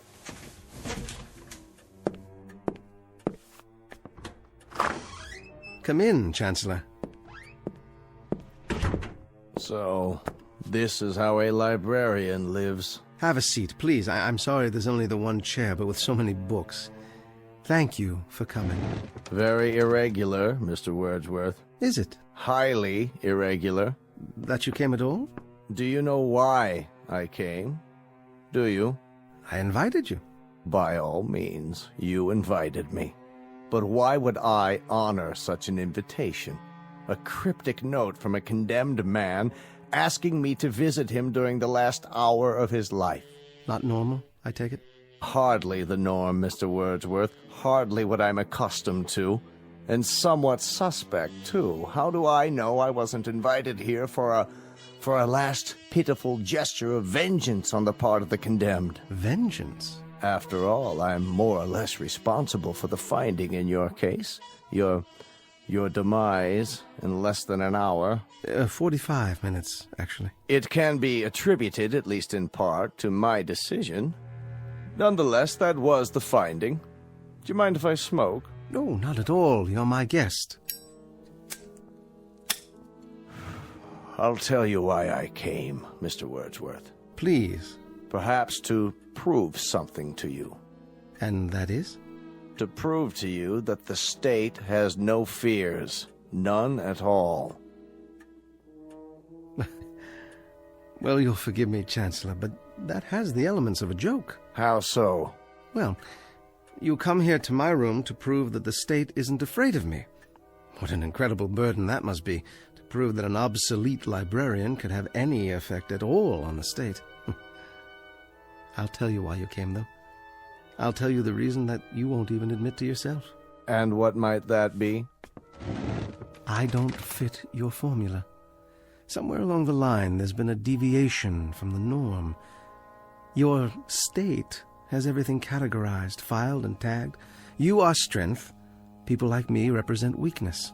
You control and order and dictate. My kind merely follows and obeys. But something's gone wrong. I don't fit, do I? Oh, you fit, Mr. Wordsworth. In a few moments, you'll be cringing and pleading just like they all do. Yes, indeed, you fit. You've got a miserable, worthless little life, but you've also got an instinct for survival. And very soon now, when you know that life is slipping away, when your survival is just a question of minutes, we'll see which is stronger, the state or the librarian. All the country will see. Yes, they will. I take it you've had a discussion with whoever is assigned to your liquidation. Whomever. What? Whom, object of the preposition. Midnight, isn't it? A mere 40 minutes from now. That's the camera lens up there on the wall. See it? They brought that in earlier this evening. Very efficient. One man set it up in less than 10 minutes. We're being televised now. That's not unusual. In the mass executions last year, we televised around the clock. 1,300 people were put to death in 6 hours. You never learn, do you? History teaches you nothing. Quite the contrary. It teaches us a great deal. Our predecessors, Mr. Wordsworth, had the beginnings of the right idea. Hitler. Of course Hitler. Stalin. Him too. But in contrast with popular opinion, their error was not of excess. It was simply that they did not go far enough. Too many undesirables were left around, and undesirables eventually form a core of resistance. Old people, for example, clutch at the past and won't accept the new. The sick, the maimed and deformed, they fasten themselves on the healthy body and damage it. So we eliminate them. Just like that. Or people like yourself. They can perform no function for the state, so we do away with them. Only makes sense. What a charming room, Mr. Wordsworth. Small, but functional. Lived here long? For over 20 years. I built the bookcases myself. So I understand. That, incidentally, has kept you alive, that particular talent. Carpentry is a skill, and the state provides considerable leeway for workers who possess certain skills. This chair, for example. You made it. I would have made more furniture, but there wasn't enough space with the books. Unfortunately, you went as far as you could go, which was insufficient. So in a little while, it will be the end of a rather fruitless life as Mr. Romney Wordsworth goes to his own private nirvana. That's what they call it in your books, isn't it? In some books. You're not facing the camera, Mr. Wordsworth. You're cheating the audience. They'll want to see how you die. Sorry? Please, Mr. Wordsworth, show the lens your best side. And don't stifle your emotions. If you feel like crying, go ahead and cry. Or if you want to plead, why don't you do so? Let it all out. Perhaps a high state official might take pity on you. You'd appreciate that, wouldn't you? A little chest thumping, hand wringing, some moaning, sobbing histrionics. Suit yourself. Unfortunately, I don't have the time to be enthralled when they do come. I have another appointment this evening. Chancellor. Make it brief, Mr. Wordsworth. You have plenty of time. Smoke as many more of your cigarettes as time allows. How's that? I haven't been entirely fair with you, Chancellor. I invited you here for a very special reason. Would you like to know the method I've chosen for my liquidation? I've had a bomb placed in this room. It has a time fuse set to go off at midnight, a few minutes from now. Thoughtful, Mr. Wordsworth. A relatively quick and painless death. Isn't it, though? And yet, knowing that you're going to be blown to smithereens is not the happiest of thoughts, is it? That depends on the individual. Yes, it does indeed. I'll bid you goodbye, then. What kind of idiocy is this? You've locked the door. Yes, I have. You're not going anywhere. You're staying here with me. Open this door at once! I'm not sure I remember where I hid the key. Question: how does a man react to such a situation? Answer: it depends on the individual. As for myself, I shall sit down and read my Bible. This is insane. Hidden for over 20 years, but the only possession I own that has any value at all to me now. And I intend to sit here and read it until the moment of my death. Let me out of here! Guards! Anyone! Don't waste your breath. There's no one out there. It's one of the rules. You isolate the person to be liquidated, so there's simply no one around. Why don't you face the camera, Chancellor? It's important, you know. You're cheating the audience. What are you talking about? You wanted the whole country to see the way a librarian dies. Why not let the whole country see how an official of the state dies, too? Will they see a contrast, Chancellor? Wordsworth! I order you, let me out of this room! Turn to the camera. Let the people see the strength of the state, the resilience, the courage. Let the people see how a man of steel faces death. I've underestimated you, Mr. Wordsworth. Sit down, Chancellor. You have a Nirvana coming up, too. So, let's have a chat. Odd, isn't it? How equal we have become. Death is an exceptional equalizer. It takes a strong and handsome man like yourself, uniformed, bemedaled, and it places you alongside a skimpy thing like myself. But in the eyes of God, there's precious little to distinguish us. We are flesh, blood, muscle, limbs, and we are the same. Understand, Chancellor? We are the same. We are not the same. A man of the state dies with dignity. We shall see. That is, they will see. The Lord is my shepherd, I shall not want. He maketh me to lie down in green pastures. He leadeth me beside the still waters. He restoreth my soul. He leadeth me in the paths of righteousness for his name's sake. Yea, though I walk through the valley of the shadow of death, I will fear no evil.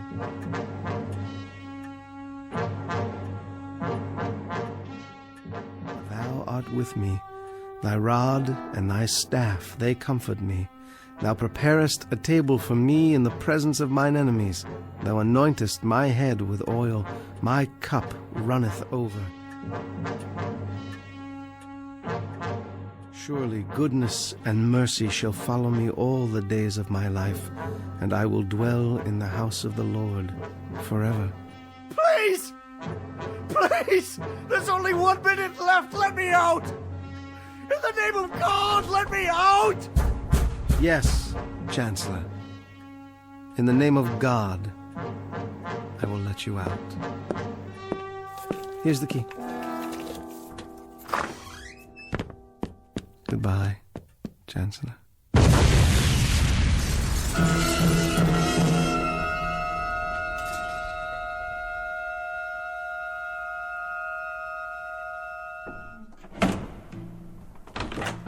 This way. Take your hands off of me. What is the meaning of this? You may approach. I don't understand what's going on. You all know me? No further. Stand where you are. There's been a misunderstanding. I've served the state for years. In fact, I'm the one who created the current edicts and passed them into law. I am the new chancellor. You have been removed from office. But why? The field investigators have declared you obsolete. You have disgraced the state. You have proven yourself a coward. You therefore have no function. I must protest. Let me speak. Return the prisoner to the detention room while we determine his sentence. The finding of this hearing is that he is obsolete. No! Wait! Hear me out! Obsolete! Obsolete! No! No, wait! Obsolete. Please! No! Obsolete. No! Obsolete. No! Obsolete. No! Obsolete. No! Obsolete. Obsolete. Obsolete. Obsolete.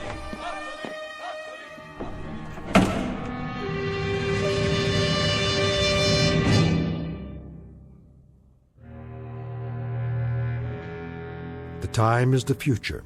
Not a future that will be, but one that might be. Not just this story's lesson, but a lesson for all time. So long as men would speak their mind, and so long as tyranny would seek to muzzle them. File this case under M for mankind in the Twilight Zone.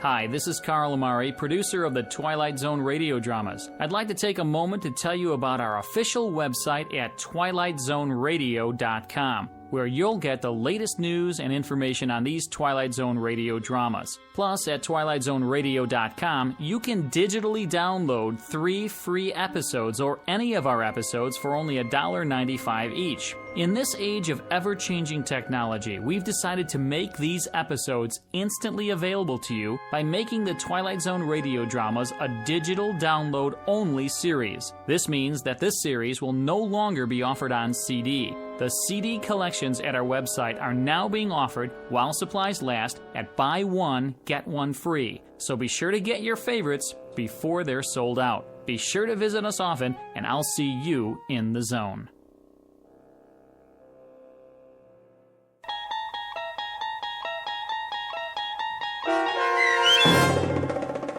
The Obsolete Man, starring Jason Alexander, with Stacy Keach as your narrator, was adapted for radio by Dennis Etchison and based on a script by Rod Serling.